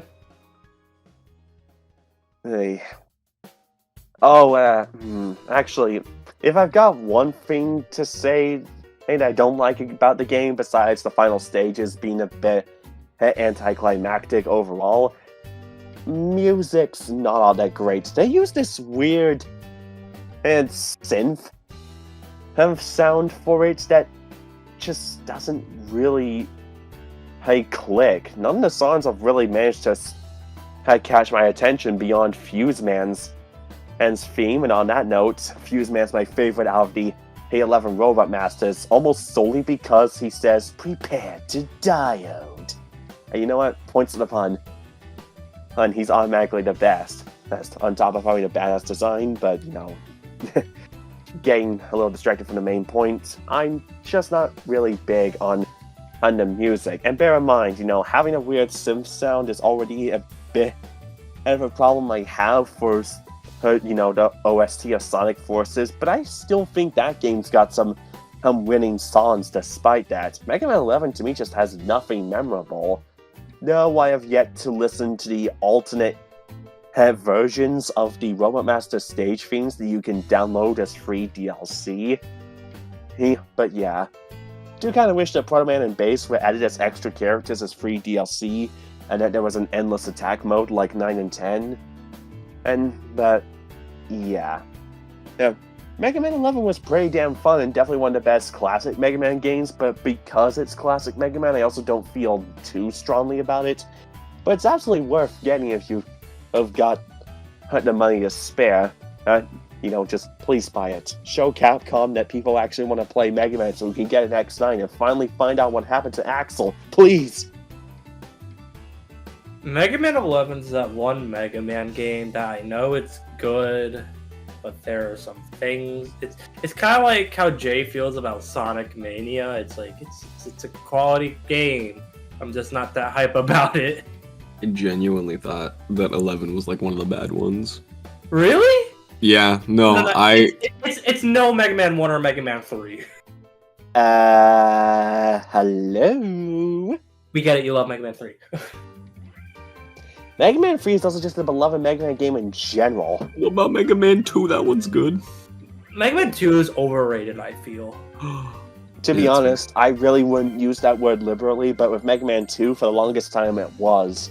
Until it wasn't. These days, it's not really a game you actually hear brought up as, one of the best in the series. But, going back to 11 for a second, Kibbs, what difficulty did you play on for 11?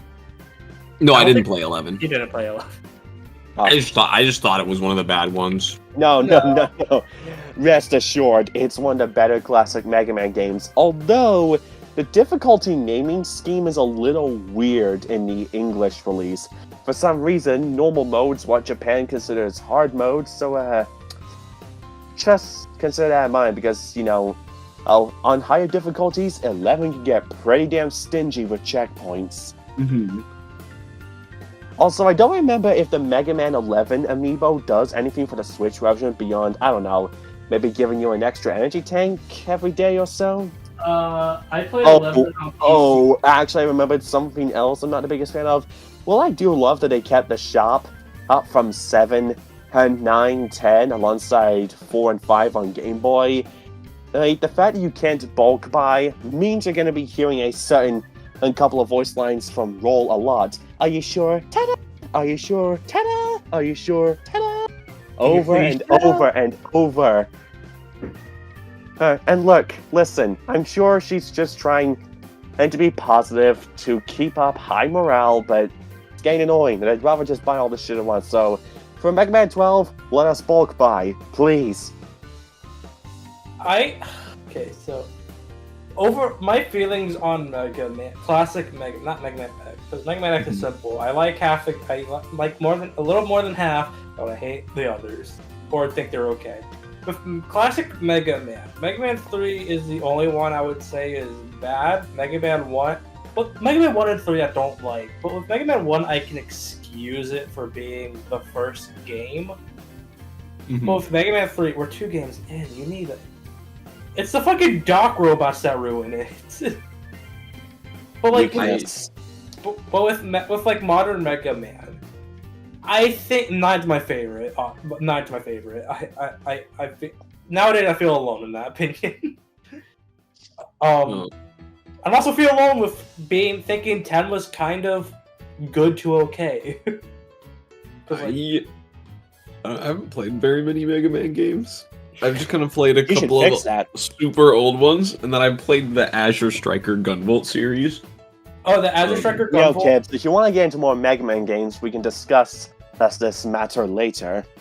Well, when I played 11, I thought it was good, but it didn't really blow me away like I thought it was. It was more of the X Legacy collection that blew me away. I did think that 11 was pretty good overall, but because it was classic Mega Man at its core, it wasn't going to keep my attention for long. Like, I just ended up playing it, beating it in one session, and then moving on to the Kingdom Hearts games and the Story So Far collection.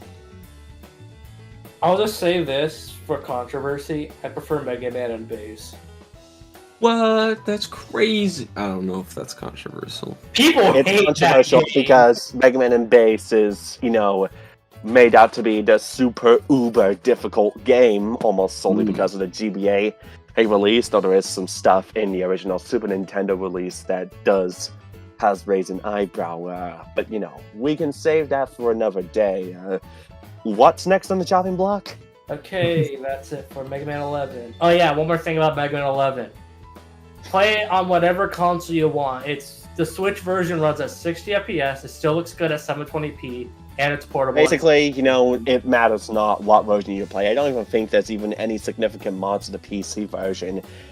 And you're playing the Switch version, just have the game on the go, you don't have a Steam Deck, or if you want to take advantage of the Mega Man Amiibo support, both for the Smash Mega Man Amiibo and for the 11 Mega Man Amiibo that I really should try to get at some point. I might even have to sacrifice someone's arm and or leg for it. Worth it. Worth it. Damn right. Okay. So, Kibbs, you want to talk about why Super Mario Party's just okay? No, I want to talk about why it's actually pretty fun. Oh boy, It's not old Mario Party. I'll get that out of the way. It's not old Mario. What do you mean by old Mario Party? 8 and older. Oh, the GameCube ones. Basically, what he's saying is that if it's not Advance, the 3DS stuff, or 9 and 10, it's old. I thought Island Tour was okay. I didn't play that one. I mainly remember it because me and my brother would play the mini games religiously. That's fair. But Super Mario Party, though it's not like any of the older games, I think is it was a good step in the right direction for what I think Mario Party should be. The mini games in it are like actually super good. Like almost all of them are really good. It's been a while since I played it, but I do remember loving it. I think my favorites back then were the rhythm ones. The rhythm ones were funny. I have fond memories of playing there's like the dance party. The dance party Waluigi version. Yeah, it's so funny. I have fond memories playing that with like my brothers and a couple friends. Like the game's just fun. You gotta kind of look at it not as a traditional Mario Party, but just kind of like a party game. That features Mario. I think the river rafting mini game's kind of underwhelming. Mm-hmm. Not as a Mario Party thing. It's just as a party thing in general. Cause like, yeah, no, you pop a balloon and you go do a mini game. It's pace breaking. Mm-hmm. Then you have to play it like 5 separate times to get the gem, and no. I like the boards, most of them. But why'd I say that? There's only like 4 of them, motherfucker. Yeah. There's like a lack of boards though. Same thing with Superstars. But the problem with the boards in Super Mario Party as opposed to Superstars is that the boards are so fucking small. The best board in Super Mario Party, Kamek's like Golden Town or whatever the fuck it's called. It's like the same fucking size as the smallest board in Superstar. It's even smaller, probably. Yeah, like the boards kind of suck. But they function. To get to the real meat of the game to me, which is the mini games. Like the mini games are all good. I haven't played Super in a hot minute, but I can't think of a mini game that I dislike. I remember. What else was there? I mean, this is a step up from 9. Not 9. 9 was fine. It's 10 that was the problem. Like, yeah. 9 wasn't bad. Let's be honest. It was just not what we wanted. Yeah, but 9 peak minigames. Let's be honest. Pretty good minigames, yeah.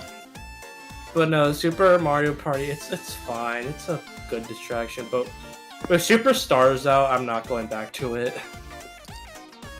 Yeah, I know that. I share that same sentiment. We should all set up like a Superstars game at one point. I love Superstars. I remember playing that with Jeb and Snackago and Ladybug and Zapdog. That was funny. People don't like playing Mario Party with me anymore. The days of the Jeb server. Rest in peace, Jeb server. He will be remembered. People don't like playing Mario Party with me anymore because I always win. I don't think Snackago likes playing Mario Party with me anymore because there's a constant meme I do with him where I said if you don't, like, I jokingly say if you don't do this, I'll warp block you because every time I warp block him in Superstars, he constantly switches with me. That's so funny. Okay, that's Super Mario Party. Well, it's not the game of all time of that year. That's probably Tennessee. It's the Switch game. The Switch game of all No, time. the Switch game is Metroid Dread. I thought we have been over this. Dread's godly. Oh my goodness, I love Dread. Anyways, are we done with Super Mario Party? I guess. It's the best game called Super Mario Party. Let me say that. It's the only Super Mario Party. You can't. That's the thing it has. It's the only Super Mario Party. Yeah. Okay, so kids, did you play Deltarune Chapter 1? No. Honestly, I've only really seen someone else play Deltarune Chapter 1, and the only other time I ever really paid attention to it was when Spamton was making the rounds in Chapter 2. Yeah. I won't elaborate or answer any questions lest I be slandered by the internet. But Chapter 1. It's Chapter 1. I know it is. Yeah, but could you elaborate on this Chapter 1 instead of saying, but it's Chapter 1? Chapter 1 is different from Undertale, and I think I like that, because... Well, it has... the gameplay is similar to Undertale, But what I love about what makes Deltarune different is that in Undertale you have the choice to kill or spare an enemy. You don't have that choice in Deltarune. You can fight them or you can spare them. And by fight them, I mean you lower their HP, then they run away. Like, you can't kill anything in Deltarune. But the only difference that has between fighting and sparing is just dialogue. What also makes Deltarune unique, you don't have options. The game tricks you at the beginning, like, oh, you can make your own character, but it's like, is that your character? And you click yes. The game says, fuck that, you're playing this character. When you have a choice to make Susie go left or right. Susie's like, hey, I'm not gonna listen to you, I'm gonna do whatever the fuck I want. Like, the game is constantly shitting on Undertale in a sort of sense. Also, what's great about Deltarune is that it's still written, it's Toby Fox, and he's funny, and the game is funny. Game funny. Quirky. Game. He's a little quirky. We should just start, every time we do a podcast, we just do a drinking game. Every time we say quirky, we drink. Quirky. Quirky. It'd be similar to... Pretty quirky at night. It'd be the same as, like, Kingdom Hearts, but every time they say Dark Knight. The darkness. Anyways, back to Deltarune. Yes. Lovable characters. I don't think I hated any character in Chapter 1 as opposed to Chapter 2 where I wanted Birdly to die. Well, you can. Wait, you can kill him? I wish I did that. Fuck. And there's not much to say on Deltarune because it's not finished, but as for Chapter 1, it's creative, it's fun. I haven't beaten Jevil yet, but he's a bitch. But at least he's I think it's a bit of a recurring element for super bosses in Deltarune. Oh, you know, Jevil's a bitch, Spamton wants to make you a big shot! So I wonder what kind of quirky super boss we're gonna get heads in Chapter 3. Hope it's just like Goku. Chris, you watch anime? It's me, Goku! It's me, Goku! Naruto Sasuke! I heard your determination's pretty strong. Let me fight it. Oh no. No, Deltarune would die when My Hero Academia gets a cameo. Oh no. No. But no, I recommend if you don't have interest in Chapter 1, Chapter 1 and 2, they're both in one package at the moment, so you can play both of them. Just wait till Chapter 3, 4, and 5 are paid for. Yeah, I'm just waiting for the whole thing to come out, honestly. I'm just waiting for Spamton to finally become a big shot. No, Spamton will die in that fucking dumpster. So, what's next? Spyro Reignited Trilogy. Oh, sweet, I got something to say as well. It's Kibbs. Did you play Spyro? No, but I have it sitting on my shelf, still wrapped up. Well, nice and pretty. Well, you know, I guess to get my own experience out the way, I haven't really finished the Reignited trilogy. Hey, I do have experience in the PS1 Spyro games, you know, I fully completed Spyro 1 and 2, played some of Year of the Dragon, and for one reason or another, I have yet to finish it. But you know, I was still looking forward to the Reignited trilogy regardless, because, you know, Spyro was a series I grew up with, you know, Enter the Dragonfly, A Hero's Tale, Season of Flame, I'm a bit of Spyro Fusion, but primarily Crash Fusion, and you know, Shadow Legacy and then Eternal Night in the Wii. You know, the Purple Dragon's been a huge bit of a part of my life, even being the reason why I even got into Skylanders. So, you know, when the Reignited trilogy was revealed, I was like, pretty cool. Wouldn't get it until 2019, though, because, you know, that's when the Switch port dropped. And you know, I played through all of Spyro 1, I played through some of Spyro 2, and just didn't really continue it afterwards. It didn't really help that at the time I was, you know, having to juggle between Breath of the Wild, CTR Nitro Fueled, Sonic Unleashed. So it was finding a bit of an uphill battle.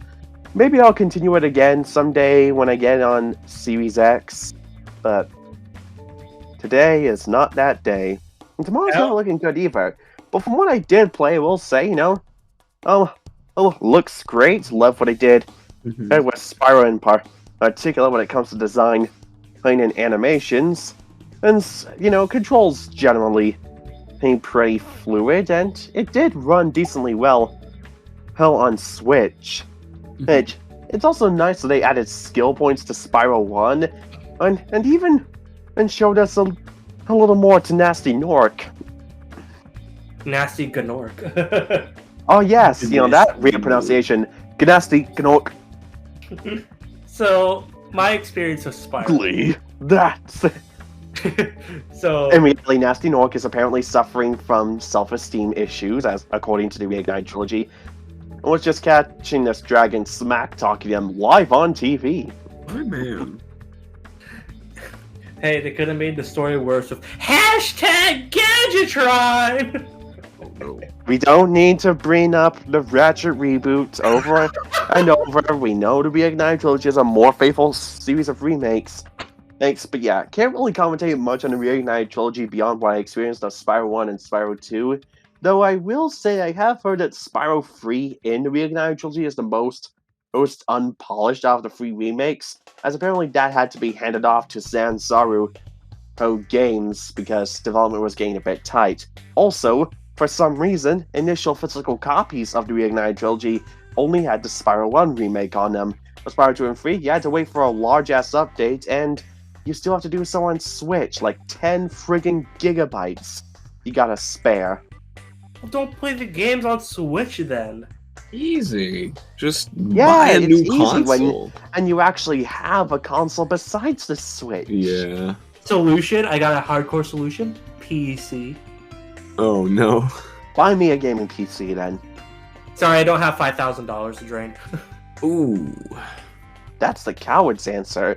But anyways, you want to talk about Reignited now? Seriously though, I don't have $5,000 on me. Reignited Trilogy. Let me talk about my experience with Spyro. I watched my brother play Spyro 2. Wasn't allowed to play it. I played a lot of Skylanders 1 through 5. Wait, did you skip 6? There were 6? Yeah, there was Skylanders, Spyro's Adventure, there was Giants, there was Swap Force, there was Trap Team, there was Superchargers, and then there was Imagineers. That last one had Crash and Cortex in it. No, I did not play Imagineers came out when I was a teenager, so I didn't really want to play it. We both skipped out on Imagineers. Holy shit. Wait, did you pick up Supercharged because of Donkey Kong and Bowser? I just got it because, well, at that point I was still a Skylanders fan, but, played a bit of Superchargers, didn't really stop to finish it. In fact, one of my siblings ended up being the game for me and was like, oh, well, that's off the backlog now. But that's off the backlog. The next game! But, yeah, also I didn't even get Bowser because he was exclusive to the Wii and 3DS version starter packs. Just got Donkey Kong though. But anyways, Reignited Trilogy. So my Spyro history is mainly with watching my brother play Spyro 2 and sucking at it, and Skylanders. That's about it. My dad's a hardcore fan though, and after I so he picked it up for me for Xbox One. Sadly, Xbox One, because I heard that one has the worst micro stuttering. But I played through the entire trilogy on Xbox One. Spyro 1, I think, is the second best. It is collectathoning. It is collectathon. It is probably one of the best collectathons I've ever played. Spyro controls like a fucking god in these games. Like, so good. Probably gives Mario Sunshine and Jack and Daxter, unfortunately, for best controls in a collectathon. Stages, you can go through them all, no backtracking whatsoever. Perfect collectathon levels. Only problem with Spyro 1 is the bosses. Well, two problems. The bosses suck. We can all protect. I think we can agree on this. Oh, trust me, those bosses are weak sauce. And there's not much variety or like new things in the levels or like progressive. You just collect gems. You free a dragon that might even say thank you for releasing me, And you can even find the occasional thief running away with a dragon egg, and yeah, that's pretty much what you're doing most times. I mean, I'm glad that in this in Spyro 1 Reignited, they gave each dragon a unique design. And they also added some extra dialogue to the ones that used to only say, "Thank you for releasing me." Thank you for releasing me, Spyro. So, that's definitely a notable improvement. Spyro 2! I don't A like... dragon? You've brought a dragon to Avalar? Oh god, Ripto. Man's such a large-ass ham, and I love him. Spyro 2, it's my...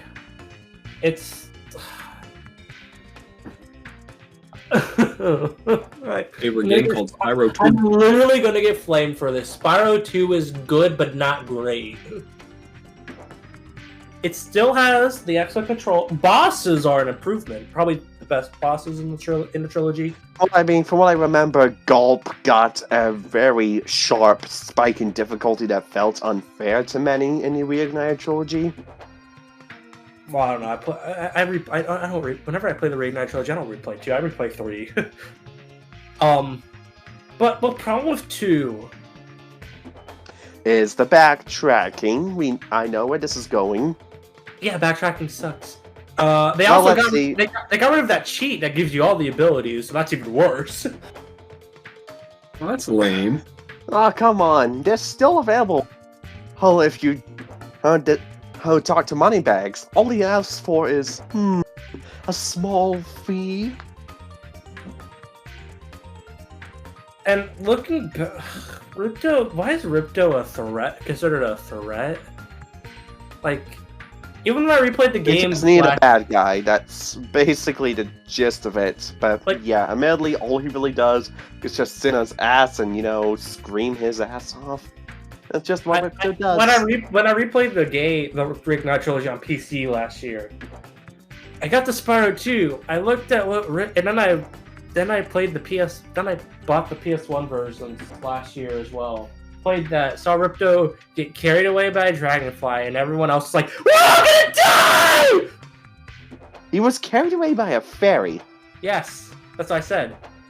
You said a dragonfly. Well, you know what I mean. He's carried away, then everyone freaks out about it. I'm like, bitch, he's like a level 1 power level in Dragon Ball. Well, I mean, to be honest, he's actually fairly dangerous once he actually has his scepter. Yeah, that's true. And, his henchmen are decently powerful, even if, one of them's kind of rock-bottom stupid. They're both rock-bottom stupid. And the mini-games. Oh, God, I don't like the mini-games. Trouble with the trolley, eh? That was one of the better ones, actually. I'm thinking more of Crystal Popcorn, skating, the bull boss fight. Oh yeah, ice physics in this, and all three, in the 2 and 3, they suck. Like they suck hard balls. But like, I like the trolley. I like the aiming with the shooting balloons one. Also, Spyro 2 has one of the worst secret levels in any collectathon. Welcome to Dragon Shores. I totally love Dragon Shores, don't you? We all love Dragon Shores. You access to a permanent super flame in power-up that can be used on a new game plus run, and which will allow you to destroy everything. Yeah. But yeah, the only other thing I really remember from 2 Reignited is that, it made a lot of people love Elora, she's a fawn, you dork. Well, I thought her design was controversial, though. I don't even know what about it would be controversial other than somebody looking too hard into everything being furry bait. Fair enough. Well, everything nowadays has to be fucking furry bait. Anyways, I think Spyro 3! Spyro 3 is one of my favorite games of all time. It's amazing. Why do people not like that one? Bro, I'm pretty sure a lot more people are coming around to thinking that game's the best of the trilogy. I mean, hell, I'm pretty sure that's Cat Icarus's opinion on the trilogy. And, Spyro 3 being the best one out of the three. Same with AvatarAidan Gamer. Oh yes, the div is everywhere, man, that you cherish so much. I mean, he's a big inspiration on why I wanted to do YouTube. But no, Spyro 3. I love Spyro 3. I replay it like every year. It's so good. The backtracking isn't that bad in this one. Like, if you root it right, there's only like 4 backtracks. But the backtracks aren't bad because you're playing as new characters and it's a new area of the map instead of this. That and Spyro 3's level design, from what I do remember, does have it so that you do basically loop back around to the beginning when you've reached the end of it, so that, if there's any place you need to backtrack to, it's usually a bit less of a trek. Unlike Spyro 2, where if you need to backtrack and you replay the entire fucking level, and that just to get to one mini game that sucks. God, I really hate the backtracking. Probably the worst backtracking in any collectathon. But Spyro 3, mini games, they're real. I kind of just want a Spyro 3 Tony Hawk skateboarding game because the skateboarding in Spyro 3 is so fun. Skateboarding was all the rage back when the original Spyro 3 was made. The skateboarding game and the skateboarding mini game, both like doing the tricks and racing, best mini game in Spyro 3. That doesn't mean the others are bad. What else was there? They were shooting with a submarine. I remember that one. I think we should probably also bring attention to the other playable characters. Oh yeah, Sheila. Sheila definitely got a major redesign. Looking more like a basic kangaroo in the original, but now gets some hair alongside Aiden Explorer's jacket. And then people were like, "That's not Sheila." Controversial. Well, I mean, it is one of the more blatant redesigns, but for the sake of giving Sheila something more identifiable other than basic kangaroo in the Spyro art style, I think it works. Thanks. And then, of course, there's Bird. Sergeant Bird. Voiced by SpongeBob. No, actually, now that I think about it, Tom Kenny could have voiced multiple characters beyond Spyro. Yeah, he voiced Spyro, Sergeant Bird, and one other character. Let's see. In terms of the other playable characters, there's also Bentley the Yeti. He is the weakest one.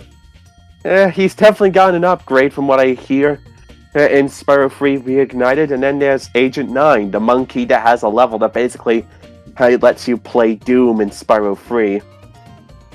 Well, I don't like Doom that much, but I like that level.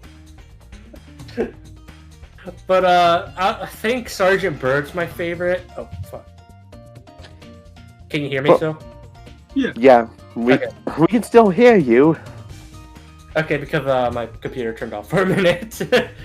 But Sergeant Bird's probably my favorite character to play as because I like the flight controls are really well. Once you learn the strafe, that not controversial, but like the one minigame everyone hates with like the witch cats, it's not that bad. It's just you just strafe left and right, and then you just shoot your missiles. Also, probably Bentley and Agent 9 is just like... With Agent 9, there's not that much collecting in both Agent 9 and Bentley's. Like, there's not that many secrets, unlike with, like, Sergeant Bird, where, like, you can, like, drop a bomb on the ground and it'll open up, like, a secret cavern, or, like, same with Sheila, and it's, like... It doesn't fulfill that, like, oh, I found something when you play a collectathon. But that's about it. Oh yeah, I've also just remembered something. Spyro 3 Reignited, another marked improvement about it is that... You remember the original Black Label release of Spyro 3 on PS1? There were some cutscenes and songs missing. Yeah, they were only brought in for the greatest hits. It's re-release. Yeah, Reignited just has all that shit available straight from the get-go. Yeah, because if I remember correctly, it was like the Black Label version for the Sorceress's battle had the Spring Gardens theme instead of like the actual battle theme for the Sorceress. If I remember. Well, that's pretty anti. Talk about tonal whiplash. Like my Mac. But yeah, I don't know. What else? Spyro 3. Actually, since one on the note of the Sorceress, what's your thoughts on how she and Bianca were handled in Reignited? I thought so. Okay, so I love the Sorceress and Bianca in both the original and Reignited, but Reignited, first improved voice acting. Well, not just new actors, but like it doesn't sound stale, if that makes sense, as what was common with PS1 games with voice acting. Like, they weren't that expressive. When Spyro 3 Reignited, they're more expressive, which I prefer. Plus, like, the Sorcerer has this snooty kind of accent I hear, and I'm like, I live for it. She's a total narcissistic bitch, and that's part of the charm. You idiotic, bumbling, worthless fool! I quote that every fucking time I'm with my friends. But I just love Spyro 3. I probably prefer, I know you're gonna kill me, Kibbs, but I prefer Banjo-Kazooie because it's very charming. Ooh. See, that's where you're objectively wrong. Objectivity is bullshit. No, but I gotta get to the trilogy. I gotta. Personally, you're probably just gonna be better off starting with the PS1 versions and then try and reignite it at some point. I mean, I have the Reignited on PS4. Charm lost in translation going to the trilogy, and Yeah, it's not as severe as going from PS1 Crash to the Insane Trilogy, but it is noticeable in a few places. I would say, I know you have it on PS4, but play it on PC, please. PC's got 60 FPS backing it up, so you know there is that. Also, the console versions have micro stuttering, so it's not going to feel like a smooth 30. Even then, I'm sure micro stuttering isn't noticeable the most. I'm surprised that Reignited Trilogy didn't get an Xbox One X upgrade. That's the one thing that baffles me, because like neither did Insane or Nitro Fueled for the record. No. Insane got 4K on Xbox One X. Oh, I thought you were Reignited just has frame rate improvements. Reignited Trilogy, both PS4 Pro and Xbox One X are completely the same. 2K, 30 FPS with micro stuttering. But hey, it's better than the Switch with 720p. Yeah, we know. 4 FPS. You don't need to rant about the Switch and its 720p-ness all the goddamn time. It's getting to be perfectly blunt. Did you guys know the Switch is underpowered? Did you know that water is wet and that humans breathe oxygen? Did you know that Florida's gonna flood in 10 years? Thank goodness. Thank goodness! No, it's got rid of a shitty state. What's the next one? Because they decide to saw it off. We know how this works. Anyways, next game if we have nothing else to say on Reignited. Okay, that's Reignited. Okay, kids, let's talk about Pokemon Let's Go. I love Pokemon Let's Go. Best looking experience of this myself as well, but we're only meant to be going up to the first gym with my girlfriend back when we both gave it a shot on her Switch. Co-op was fun, but it also just breaks any semblance of difficulty in half. And Let's Go is not exactly a hard game to begin with. Not too big on the fact that it's a Faithful Kanto remake to the fact that we only have access to the original 151 Pokemon plus the Alolan forms. We should have been able to get the Gen 2 and 4 additions to the evolutionary lines, you know. Like, come on, I want to be able to use Crobat and Leafeon and all that stuff. and instead we're just restricted to the original 151 as they are. By the way, did you know that if you buy the Pokeball Plus new, you can get Mew into Let's Go? Yeah. That is scummy as fuck. And I should have mentioned that. £40 at the cheapest for a new controller just to get a Pokemon, and the controller itself is so gimmicky, you're only going to be using it for Let's Go anyways. It's also I know you can use it in Pokemon Go, but I don't know what it's for. It's probably just to contain a Pokemon or something, but that's only for people who play Pokemon Go every day. AKA my father. I actually know a lot of people that still play it like daily. Mm-hmm. But I think I really should have mentioned Pokeball Plus in my modern Pokemon video. I really like Let's Go. That's I like Let's Go. I can say that it's the one. Aside from Legends Arceus, it is the one Pokemon Switch game that I am down with because it's different enough from OG Gen 1 in terms of controls and.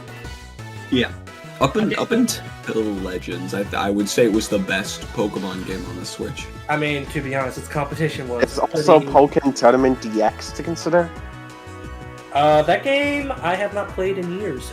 Yeah, that's fair. Pokken Tournament DX lets you have Sceptile, Hill, and Scizor playable as fighting characters in the same game, and by default, it's one of the best. Where's Greninja? Ooh. Fuck you. I'm saying, if you say it's the best, then where's Greninja? Because Greninja's peak. I just no, wish that'd be Sceptile. We've been over this. No. But yeah, back to Let's Go for a moment. Just one last thing from me. Let's Go Eevee is the better version because all the, special moves that Partner Eevee can learn, it vastly exceeds what Partner Pikachu can do. Partner Pikachu is extremely limited in that his super special moves and move tiers are only another electric type move plus water and flying moves based on, Surfing Pikachu and Balloon Pikachu. Meanwhile, Partner Eevee gets special moves based on each and every one of the evolutions, each with a guaranteed effect. Like, the electric one that guarantees paralysis, there's the water one that guarantees a substantial amount of HP restored. You've got a lot of options, and considering that, again, those moves are based on each of the 8 evolutions, that is exceedingly good type coverage. Alright, that makes sense and all, but you can get Oddish in Pikachu, and I like Oddish. Fuck Oddish! Oddish is Oddish is genuine. I love Oddish. I love Oddish. I bought Pikachu solely because Oddish was in the game. I bought Eevee because I think Eevee's cuter. That's totally fair. I wish the Sevi Islands came back. Yeah, that's true. That's like my only the complaint. Addition of being able to use Gen 2 and if you trade Gen 3 Pokemon are kind of why I think Violet and Leaf Green still remain the definitive Gen 1 experience. I think Let's Go is the best way to play Gen 1. I think it's between break everything in half, then go ahead. Well, I played the game single player, and it wasn't that broken. Yeah, it's when you play with 2 people that the game is kind of broken, wacky. And then, with how much catching you're expected to do with the amount of EXP you can get from that, it's not going to be long until you can basically beat out a lot of the competition just by simply abusing the numbers game. Yeah, but it also means that you don't have to grind for a super long amount of time. Yeah, like, some of the fucking gym leaders in Elite Four, they kicked my ass, and I haven't felt that in Pokemon in, like, 4 years. Mm-hmm. Well, except for Legends, but Legends doesn't have fucking gym leaders or Elite Four. Legends is built different. Legends is... I kind of want that to come back. I want a Legends game, man. You don't like Legends? No, I said I want another Legends game. Game Freak, I know you're not listening. Friends are right there with you, pal. I know you're not listening, Game Freak, but Unova, please. That'd be cool. Unova. Oh, Let's Go Unova, or not Let's Go Unova. I mean, I would take Let's Go Unova. Just give us Unova, please. Legends Unova. Let's Go Johto would actually be a really good idea, but you know, we're still not getting that for some reason. Let's go Mareep and let's go Mariel. Merrill or something, yeah. I go with Mariel because Azumarill is best. I would like a Let's Go Hoenn personally if I were able to choose next. You know, I would go with Hoenn. We should have gotten a Let's Go Sinnoh instead of a fucking Sinnoh remake. Instead of PSP. Instead of those quote unquote better versions. Yeah, what about Let's Go itself? My team for Let's Go was Eevee, obviously, Birdosaur, Charizard, Bulldozer, and Ratachud, and Bill Cosby. Yeah. I had Oddish, Pikachu, and I don't remember anything else. But I like what makes Let's Go more. I think the definitive way to play Gen 1 is because I think we can all agree HMs kind of suck. Yeah. And it's just relegated to your Eevee. You don't need to compromise your move list for that. Yeah. Also, or Pikachu or whatever. Ah! Especially back in like it was like about Pikachu. Kanto. Like Kanto's not like terrible with its HMs. Playing Fire Red or Leaf Green or regular Red and Blue is like reading old time, like 10-year-old old time magazine. You probably shouldn't. I mean, Fire and Leaf Green are pretty good. I think those games do a really good job of rebuilding Kanto in a new and fun way. Mm-hmm. And the Sevi Islands are awesome. I've played Fire Red and Leaf Green since I was like 5 on a Visual Boy Advance. I hope that they add it to Nintendo Switch Online. But Kibbs, I don't really think they're gonna add Pokemon games to NSO at this rate. They might. But Kibbs, hear me out. Okay, That requires Nintendo to make good decisions. Shush. We know. You got a broken record now. Well, they're putting Golden Sun, so... That is true. That is Sun's also not a Pokemon game. That expansion pass, though, I still can't get behind it. Yeah, that could lead to a whole discussion on its own, but yeah, I'll just say that's fair. Go. But anyway, let's go. Definitive way to play Gen 1 in the best modern Pokemon game aside from Sun and Moon. Disagree, but I respect it. But you don't like Sun and Moon? No. I thought Sun and Moon was great. Sun and Moon, I found Sun and Moon hard to like replay. Ah, that makes sense. Yeah, but like, which is a big value for Pokemon for me. I mean, a big value for me for Pokemon is memorability. That's fair. Yeah, so that's why Sun and Moon is one of my favorites because like I remember the hype behind Sun and Moon very, very hard. Yeah. I bought those games day one. I played through the entire thing. I'm gonna be honest, that game kicked my ass, and it still kind of kicks my ass, especially the grass trial.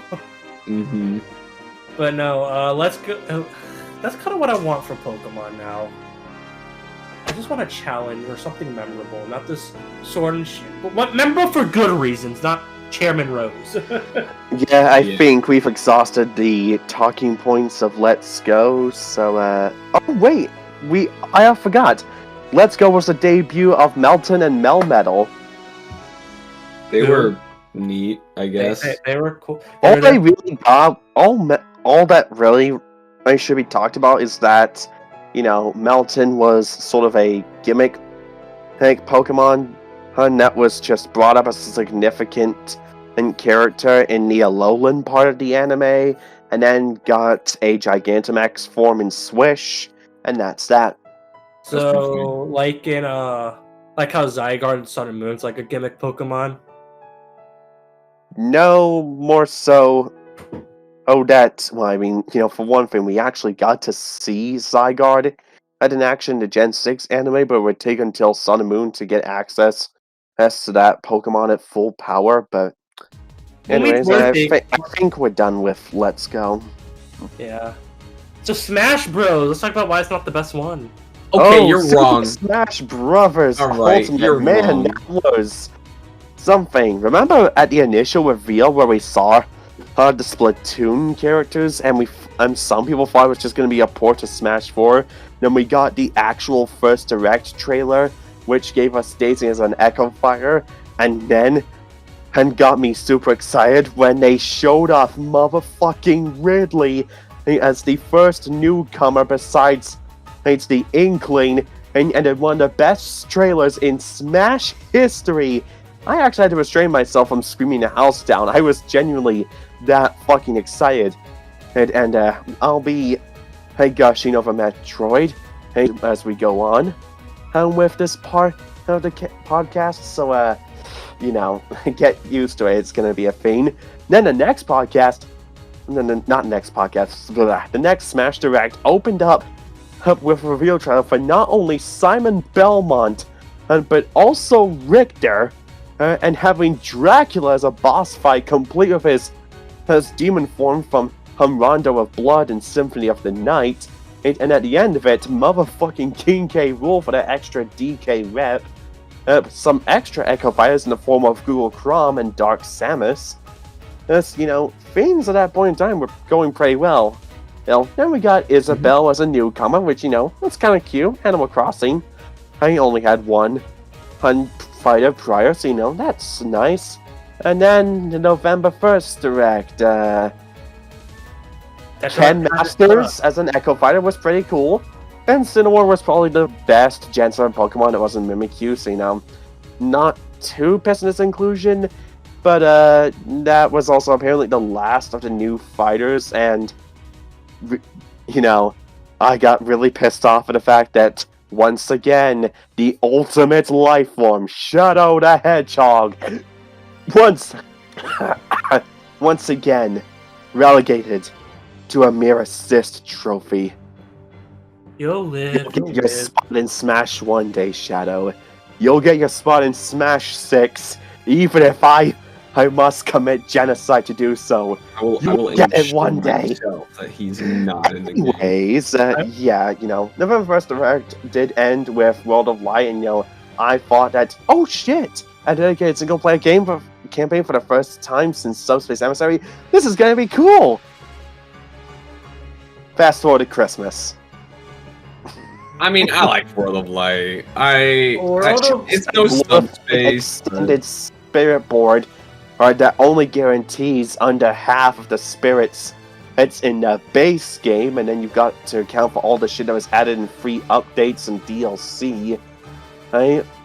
And to be honest, the only good thing about it that you can't get anywhere else is Master Heron slaughtering a bunch of clones as if to reference a glitch in Melee. And, going up against both Darkon and Galeem. Yeah, that was the one. Going up against both number ones was pretty neat with the free characters of your choosing. I decided to bring Sonic, Megaman, and Cloud, and, that was neat. And then I went for all the achievements tied to it in the game, and I have yet to touch the mode since. Because I think it's an absolute fucking slog. So, but yeah. This game, Smash Ultimate, it was primarily carried by me trying to unlock as much stuff as possible, and then playing a lot of Squad Strike with people at college and my friends. Other than that, it was just a DLC that kept me coming back, but we'll get to that later. So, Aidan, Gibbs, your opinions on, Vanilla Smash Ultimate and the lead up to it? If we're talking Vanilla Smash Ultimate, I wish I could love Smash Ultimate. Even back then, it was just... World of Light was boring. Even back in my late 2018/2019 days of Let's Playing, when I was playing World of Light, I was bored out of my fucking mind. I don't like World of Light at all. It's like... The joy of playing as Master Hand just goes away after like 2 minutes. I really enjoyed World of Light because it felt like a big celebration. and that was something that I really enjoyed. Just like going to all these different like weird little locations, seeing what characters I can find, and like the little references and how are like, oh, I'm gonna be fighting this character. How are they gonna represent that? I really enjoyed that aspect of it. It definitely has its low points though. Honestly, the gimmick, the whole one of the spirit fights referencing thing also just tends to get old pretty quickly when a lot of those gimmicks end up getting shared, and their sheer amount of spirits ultimately makes it a much more daunting task than need be, and that's just in vanilla. Yeah. Let's talk about DLC. Actually, has Kibbs given all his thoughts on Vanilla Smash Ultimate? I mean, other than that, I think it's a solid Smash game. I just really like it. Yeah, well, I guess I'll lead the charge on the DLC then, you know. Piranha Plant was a neat little addition to incentivize people who were redeeming their copies of Smash Ultimate so that you can get access to them early. But man, Game Awards Joker reveal, that's only got people screaming, especially since they went ahead and did something completely special just for the reveal.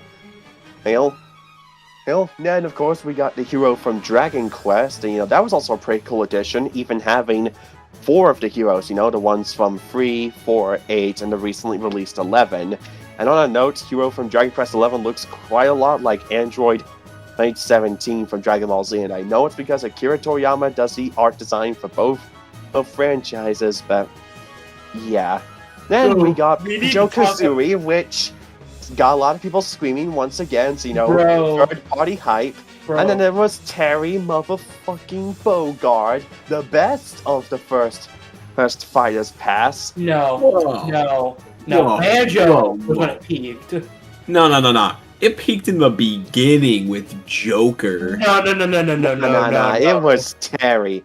No. My man and Terry Bogard deserved this for a long time, and it's cool to get some traditional fighting game rep besides Street Fighter. And then, just when we thought the Fighters Pass 1 was going to end with Dante from Devil May Cry, it instead ended with a lot of people crying, and the fact it was Byleth, another Fire Emblem character, and a first-party character at that, instead of another third-party entry that could diversify Smash's roster even more. Now, granted, I did, soften up on Byleth fairly quickly, seeing as they had a very unique move set all their own, which, to be very fair on Smash, starting from Ike, they did make it a point for Fire Emblem newcomers to try and do something other than be Marth. But yeah, bit of a disappointment, and it was only really, softened by the fact that we're going to get a second Fighters Pass. But, that kind of started out with a whimper with, Min Min from ARMS, purely because she was the most popular character instead of Springman, and who was already an assist trophy. Then there was Steve from Minecraft, who broke Twitter, but just disappeared from discussion just as quickly, unless you're talking competitive Smash, in which case he just got banned in a few places. Then there was Sephiroth, designed specifically to attract a lot of hype to distract people from Nintendo shutting down Smash tournaments. And then we got Pyra and Mythra for some much needed extra Xenoblade rep. Then Kazuya from Tekken, and I genuinely thought that Jin Kazuma was the main protagonist of the series. No, turns out it was his asshole father. And I was happy for his inclusion, another villain, and the second third-party villain right behind Sephiroth, even though Eggman should have gotten the title of first third-party villain rep in Smash. But at that point, I was just kind of like, alright, Fighters Pass 2 is probably something I'll buy in full later, but besides Sephiroth and maybe Pyra and Mythra, I just kind of don't care. And then that last direct happened. And you remember how I said I restrained myself from screaming the house down when Ridley was revealed? Yeah, for this last fighter, that went out the window. Oh, I just shouted at the top of my voice, the Keyblade! Sora's in Smash! Like, genuinely, one of the happiest moments of my life, seeing my boy Sora finally get into Super Smash Bros., which he rightfully deserved.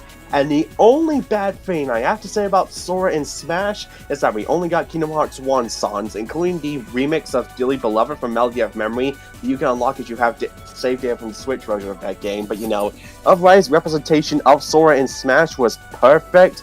Love that the alternate colors for his various designs each reference something, like, Timeless River, a couple of the drive forms from KH2, those being Valor and Wisdom. And then, of course, Ultimate Form from KH3 for the KH3 outfit. I go over the Dream Drop Distance trip myself, and I cannot wait to get the Sora amiibo.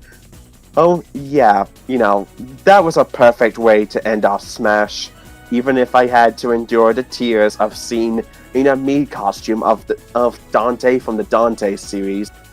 On that note, for some reason they cannot reference the names of M-rated franchises, even though a quick Google search could easily tell someone what they could be looking out for. It's very dumb. But Protector, it's not Dante that's peak. It's Sans from Undertale that's peak. Oh no! Actually got extra songs added to the game, like Sans and Shantae. I lost my mind at that. Oh yeah, the Undertale song that came with Sans was actually a remix as well. So there's that. But so I guess since we're on a note of DLC content, so what's your guys' thoughts on it overall? It's Smash Ultimate with DLC. It has improvements. I'll say that. There's more single player content like Home Run Smash. But I think that's the only one that got. Oh yeah, we also got Builder, but that exists. Well, Builder's more fun with a stylist, but we can't do that. Yeah. But there is cool stuff online. That's pretty cool. Most of it was porn early on, but let's be honest. But let's not worry about that. Let's not worry about that. Let's not worry about that. It's a Smash Ultimate. But joke. Honestly, I know I said Banjo. I was hyped for Banjo-Kazooie, but my girl's Pyra Mythra came in. That turned on my brain. Yeah, that's fair. Turned on's probably not a phrase you should use liberally. Hey, I just need to say I'm Arrow Ace, and I'm good. Yeah, whatever. I guess for my quick thoughts, Fighters Pass 1 was the best overall, but Fighters Pass 2 did have some notable hype inclusions for me, namely Sephiroth and Sora. So I ever played a single Final Fantasy game except for the SNES ones. Ooh. I played quite a bit of 7, I just haven't finished it. I played 10 and 13. Why'd you play 13? Because it's really good. I will defend this discussion. Forever. 13 is peak Final Fantasy. Okay. No! 7's peak Final Fantasy. I haven't played it yet. But... Smash. Hello. Okay. We're talking about Final Fantasy. Smash. If Final Fantasy is in Smash. That's true.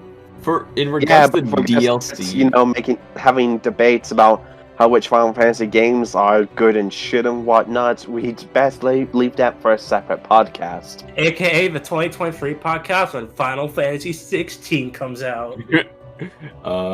Only if enough of us have played it. DLC peaked with Joker.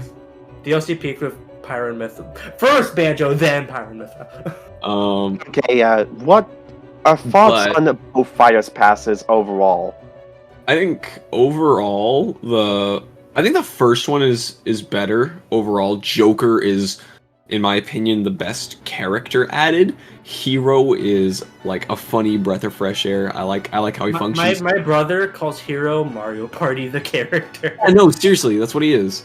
Banjo-Kazooie was like a needed representation, but I don't like how Banjo plays. I love Terry is cool. I like Terry, and I really like Violet. I didn't like Three Houses, and I wasn't clamoring for Violet as a rep.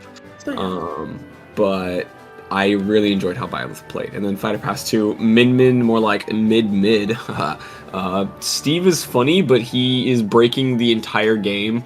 Sephiroth is cool inclusion. I hate playing as him. Pyra Mythra. So what you're saying is that Sephiroth is giving you despair. Yeah, basically. Kazuya sucks, and then Sora was the perfect way To end to it. cap off all of Yeah. the DLC. Yeah, we can all agree that Sora was pretty much the best way they could have ended the Smash Ultimate DLC fighter lineup. Easily. I personally thought I think Sora is the best way to end it. I personally think Sora is one of the weaker characters for me that I don't like. As on the weaker side of characters I'm gonna play as. That's fair. Well, my Yeah, I main mean, to be honest, I understand where you're coming from. I'm, the resident Sonic fan, and I'm not the biggest fan of how he plays. I used to play Sonic religiously when the game first came out. Now I'm like, I've played Dark Pit, I play Pyron Mythra, I play Banjo, I play Luigi, I play Peach, and that's it. I play Marth. Marth and Lucina are like my mains. But then I dabble in a bit of Dark Samus, Captain Falcon. I'll play anyone really. I main the random button. Yeah. And My Joker. mains really just boil down to, Sonic, Megaman, Luigi, Toon Link, Samus, and Dark Samus. As Ridley is he's definitely a bit different to get used to, though I did love nailing his down special at just the right moment. Sora's one I just bust out because I like having fun. On Cloud is another personal favorite. Right? And I love that when Sephiroth got added to the game, they added a free update to Ultimate where, the Advent Children Cloud outfit got Omni Slash version 5 as his final smash. Mm-hmm. That was peak. That's pretty cool. My friend Juice freaked out about that when that was shown. Yeah. I love Persona. Oh yeah, Juice from the Juice Box. I wonder if he's gonna do any more podcasts on the Sonic games anytime soon. But he did say he recorded a podcast, I think yesterday. So who knows?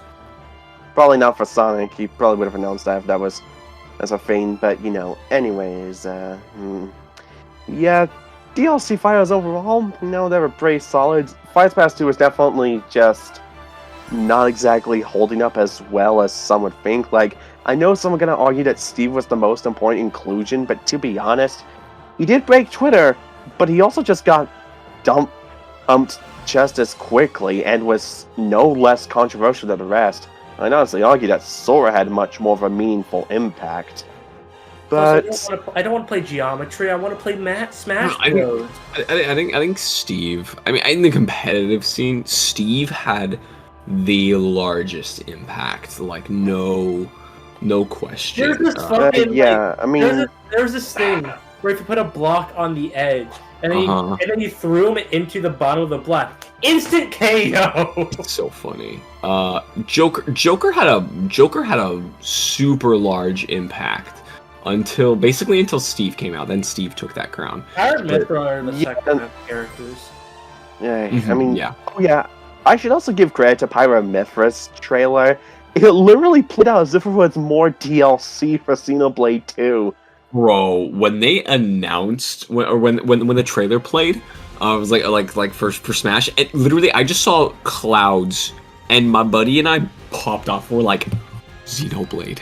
This is a Xenoblade 2 rep, and everyone's like, bro, it's just clouds, and then it just finishes panning up, and then like it's Xenoblade, and they're like, Yeah, they're like, bro, you looked at clouds. How did you know? They can tell if it's their game based on the clouds. Yeah, no, we're crazy. All point of Xenoblade 2 is that it takes place on top of the clouds. They got the cloud sea. Yeah, but I should probably get around to Xenoblade one day, and don't say anything, because I know how you will. I'll get around to them eventually, but yeah, I guess there's one major gripe I have with the DLC overall is that for some reason, a lot of Mii Fighter costumes that were DLC for Smash 4, like the Mega Man ones, the Sonic ones, etc., they came back as DLC for Smash Ultimate yet again when they should have been the base game. Like, get it. Why do I gotta pay for the Mega Man X costume again? Or Zero? Punishment for buying a Wii U. Punishment for buying a Wii U and or 3DS. Hey. The 3DS version of Smash 4 is the best one, don't at me. Yeah, yeah. Ooh, yeah. But yeah, like- anyways, I guess to move on to something else that's pretty significant about Smash Ultimate, I would, something I've always valued about this specific franchise is the music, and I'll say Ultimate's lineup of original songs and remixes generally better than what we got in 4. Life Light's a pretty good vocal theme, just not on the same level as the main theme of Smash Bros. Brawl. Oh, the Dark Realm as a world map theme for World of Light is genuinely excellent, and sounds like something that came straight out of a blockbuster movie. And when it comes to remixes, we got a lot to work with. And then, first off, King Bowser from Super Mario Bros. 3 got an excellent remix, thanks from Koji Kondo. Oh, and there's also the F-Zero medley, where they got the vocalist from Daytona, USA. Metroid got some pretty notable remixes, the best one being a remix of Ridley's boss theme from Super Metroid. And by the way, the guy that remixed Ridley's boss theme for Smash Ultimate also did the one that was in Brawl, as if to say, that remix I did that one time? Well, I better, motherfucker. And by God, he did. The Ridley remix in Ultimate is genuinely the best song in the game by far. The only one of the remixes that really competes with it is the Central Highway remix that was also, I think, done by the same guy. Can you tell I love me some Mega Man X? But yeah, Mega Man got a lot of good remixes in general. I love what they did for Divine Bloodlines from Rondo of Blood, alongside Vampire Killer and Lament of Innocence. And Final Fantasy VII got some good remixes when Sephiroth dropped. And, that was cool, though I'm still pissed that the Advent Children remix of Genova was not included in the song list. Yeah, in fact, just to get this nitpick out of the way, I hate that for some reason they have certain songs that should be there, but just aren't, like Dark Samus. She's finally included. But we don't even have her theme song from Prime 2 Echoes or Prime 3 Corruption, original or remix, they're not there. She just gets the Parasite Queen remix instead, and that one's fine, but it's, I don't know, it's just inferior to the original. Oh, and it's because of a number of factors that I feel like overall, Smash Ultimate's lineup of new songs and remixes it's definitely quite a bit better than 4, but Brawl is just better. Doesn't help that there's still no use Sonic remixes. Brawl is just the better Smash game to me, because... Yeah, but anyways, we can save that for later, What's your thoughts on the new music brought into Smash Ultimate? I don't really pay attention to music in Smash, because it's kind of... because... Me too. Yeah. Well, sure, some songs, they should have been in the game. Scrap Brain Zone. But, I don't really think about it most of the time because I'm too busy fighting my brother when he's playing Mario Party, the character, and he does the fucking whack move. I like that I can pick last surprise. That is true. Listen to that. That's literally literally. I just 90% of the time that I play Smash, I just go to Mementos. Whenever I play Smash and I'm allowed to choose stage, it's just Mementos. But I play. Oh shit! Actually, now that we're on that note, the stages introduced in Smash Ultimate, I'm gonna be real, a lot of them tend to blend in for no good reason. Yeah. The new stages, like the base new stages, were super mid. The DLC ones were like Mementos was cool. Heroes was okay, I guess. Rumble Mountain, bro. Okay. Yo. I want to love that stage. It literally gives me a headache from motion sickness. Boo! Get better brain. Dude, I wish, bro. I wish. Straight up, Fatal Fury's stage was pretty cool. It was unique. Yeah. I think it was brought in from King of Fighters instead. Mm-hmm. And well, it is evident with the fact that some characters that only showed up in King of Fighters Neo Geo games were in there. But I'm just happy that we got a cameo from Rock Coward. Yeah. Garreg Mach was fine. Min Min stage was Spring Stadium, I think. Was then you got Minecraft cool. Forest biome. Well, yeah, that one was. I didn't like that one. That was wacky. Sephiroth stage was where it's at. Like, in terms of the Smash stages that basically act as a tour of a given area, it's one of the best. I could also say the same for Hollow Bastion from Kingdom Hearts. Just skipping ahead there. Yeah. One is excellent, and bringing up both Hollow Bastion and Dive to the Heart. With the stained glass art of several Kingdom Hearts characters on top of that. It's so good. But y'all, the Cloud Sea, where you get to ride on Gramps' back and see all the Titans go, move around. You even get cameos in the Xenoblade 2 cast in that stage, if I remember correctly. It's a cool set piece, but playing base form of the stage, I think it's kind of mid. Like I said, you need better brain. I know, man. I know. To me, brain. The peak is only the most based of takes. Yeah, the peak stages to me in Smash Ultimate that were new were the DLC ones of Mementos and Hollow Bastion, and I also really like Dracula's Castle, but that stage just has a wacky layout. Here, if I'm being honest, and the fact that it's a Castlevania stage.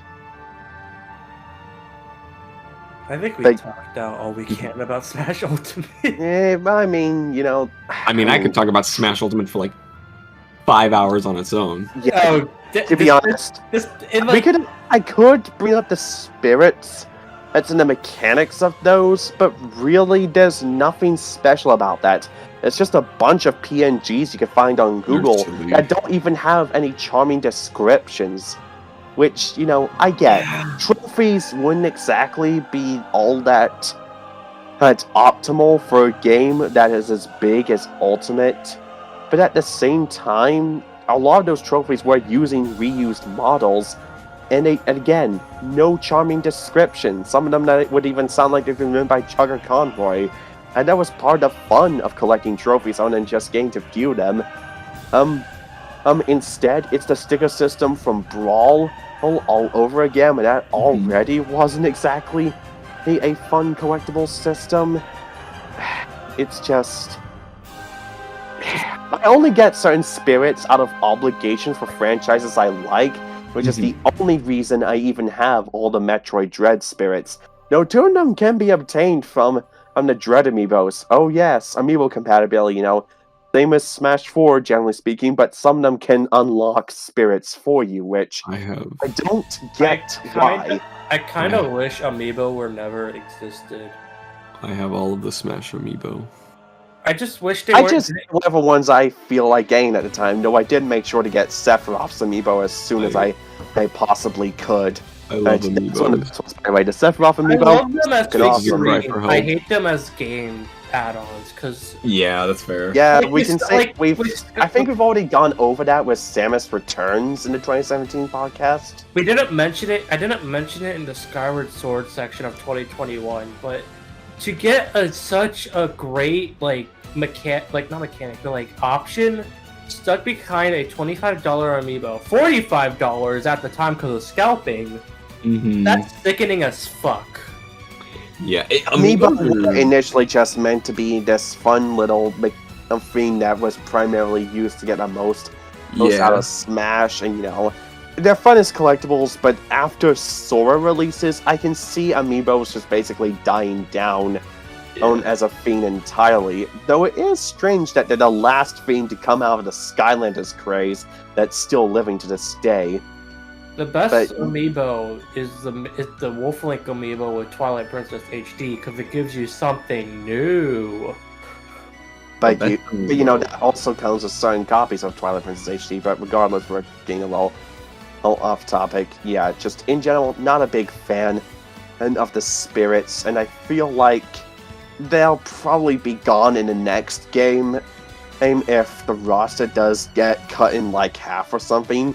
Maybe then trophies can in return. Though that depends on whether or not Sakurai is going to be adamant and about not having him for whatever reason. And Sakurai, in general, I love the passion he has, but it does feel like at times he does have quite a few biases that have seeped their way into Smash, and not always for the better. Remember, like the infamous this interview where he said that they didn't create a story mode for 4 because, cutscenes for Brawl's campaign, so he got leaked online, and he just didn't like that, which it's extremely petty even at the time of that interview. It does feel like at times he's not really, in the know on a few things. His passion is extremely obvious, and I do love a lot of the work that he's done, even strong-arming certain things to happen. And apparently Sora was only possible thanks to Sakurai being a Disney employee in an elevator, from what I remember. Gee, that sounds awfully familiar, doesn't it? But at the same time, it does feel like, there's a bit of franchise imbalance, and I feel like it's partially due to his own gaming preferences, because I'm sure if we had someone else at the helm, Fire Emblem would not have nearly the amount of fires as it does in Smash overall.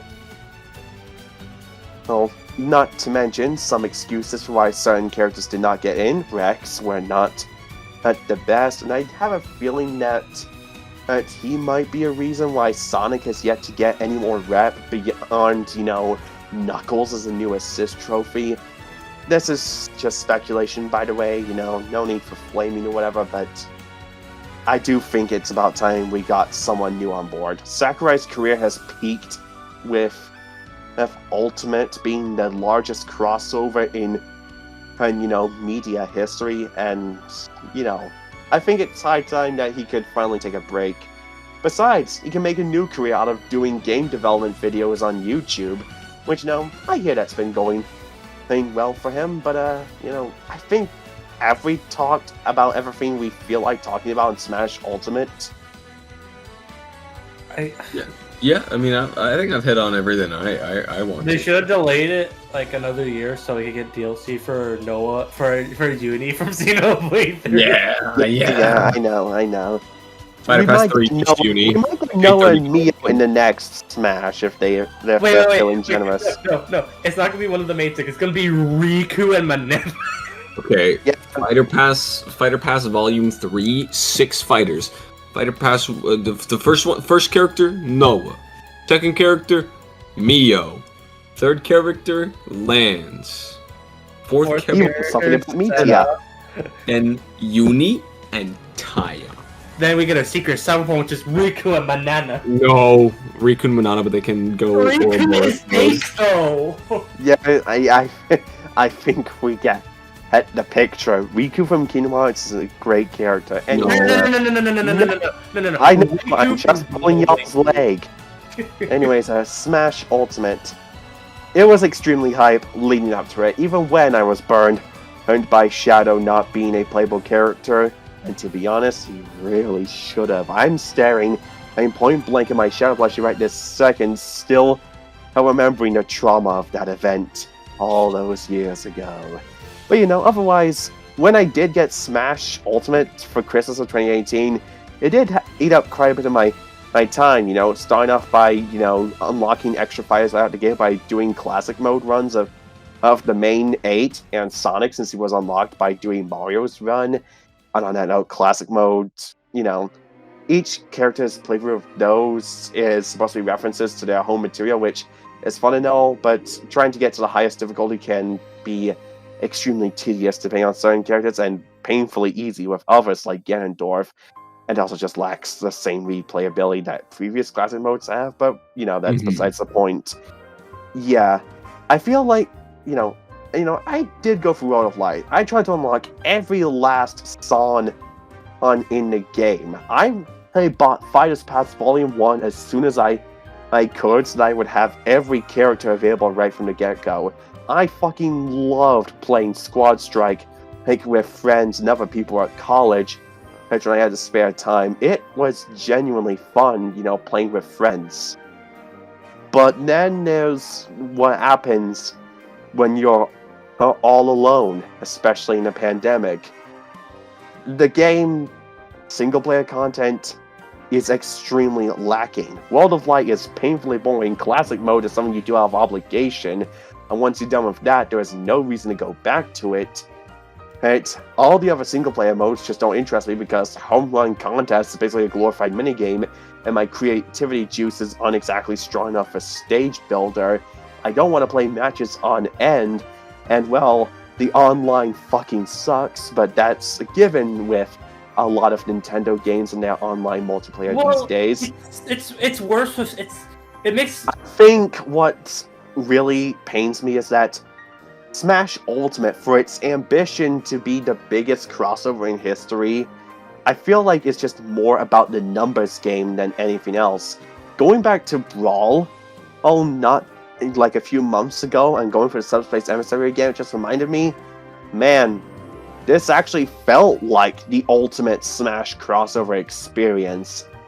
And it actually had a better balance of catering to different crowds. The Brawl's only mistake in that regard was not being good for the competitive scene, but the competitive scene and kept jacking off to Melee, so who gives a shit at the end of the day. Ultimate, I feel, is the inverse. It's got pretty much everyone covered except for those who want good single-player content, and I think that's the game's biggest flaw, and something that Smash 6, if there ever is one, should absolutely strive to resolve. Ultimate is pretty good. It is still highly recommended that you get it for your Switch, but just be aware, it's in the same realm as Mario Kart 8 Deluxe. You're buying it for the multiplayer, and the only single-player content that is there that's actually worth doing is just unlocking more characters, stages, and songs. That's really it, and it is a bit disappointing looking back. Anytime I boot out Smash Ultimate after that initial high was always, just starting from the pandemic, was always for whatever new DLC characters there were. And I just, it saddens me to say that, because there's a lot of passion put in here. A lot of newcomers I had always wanted for years, like Ridley, and even Sora once I started getting into the Kingdom Hearts series. And seeing Sephiroth be the first third-party villain, and instead of Eggman, was kind of disappointing, but also extremely hype. That said, Eggman should be in the next game. And in general, it was certainly quite a cultural event. And capping off with Sora just made it feel that much more special. But overall, Ultimate is, it's not the Ultimate Smash experience in my eyes. The Japanese title of Super Smash Bros. Ultimate Special feels more appropriate because a crossover where every previous fighter from the past games is back, no matter the hurdles needed to take, on top of this expansive list of extra franchises and characters, is why you're even here for Ultimate. But for someone that tends to be a lonely fuck, I can't quite get behind the full extent of hype for this given title. I was gonna comment on Nintendo online games not being great. I was gonna say Splatoon. It's not great because unlike Splatoon, all the other online games don't have dedicated servers. Because that's the problem with most online games on Switch. They don't have Splatoon has dedicated servers. That's why they run as smooth as they do, and able to run at 60 FPS and all that sort. Smash doesn't have dedicated servers. It relies on your internet, obviously your internet connection, but it has this thing where no matter one person might have the best internet in the world, one might have the shittiest internet in the world. It's still gonna rely on the shitty internet side of it. That's what Smash does with this, not servers, but how online works, and that sucks because you're basically punishing the person with the good internet. Yeah. But at this point, Smash is just fucking character reactions. Yeah. Like, if the new Smash comes out, that's cool, I guess. But I'm alone. Well, used to be a lonely fuck. Mm-hmm. But- Yeah, it did, devolve into what character's going to be in this next one, and how many death threats in the community are going to be spawned from it. I think for the next Smash game, just give us single-player content, please. Single player content and dial back the roster, because we know that we are not going to have this larger roster ever again. And if Smash Ultimate is playable on the next Switch console, I don't see why they would have any reason not to do a new one. Like, come on, just trimming down the roster could ironically provide much more substantial content than what Ultimate had brought to the table. Yeah. But it's almost been 3 hours. Let's just finish this soon. Yeah, I think Ultimate took an assload of time. Yeah, Ultimate on its own was like a full hour. About, yeah. So, there's one last game on this list. Oh, damn it.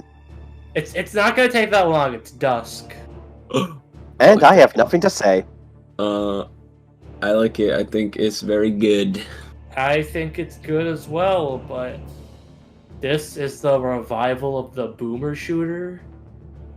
Yeah, I wouldn't say it's like the revival of it. I mean, I'm sure it did its work in that regard, but it's just a new take on it, honestly, because it's not the same. So, my history with shooters is very interesting. As a kid, I only played one shooter, Call of Duty 3. But not for the multiplayer, for the campaign. Let's go. But I got into shooters recently because Halo is a series I found out I loved. Oh, yeah. And Ultra Kill, I played earlier this year.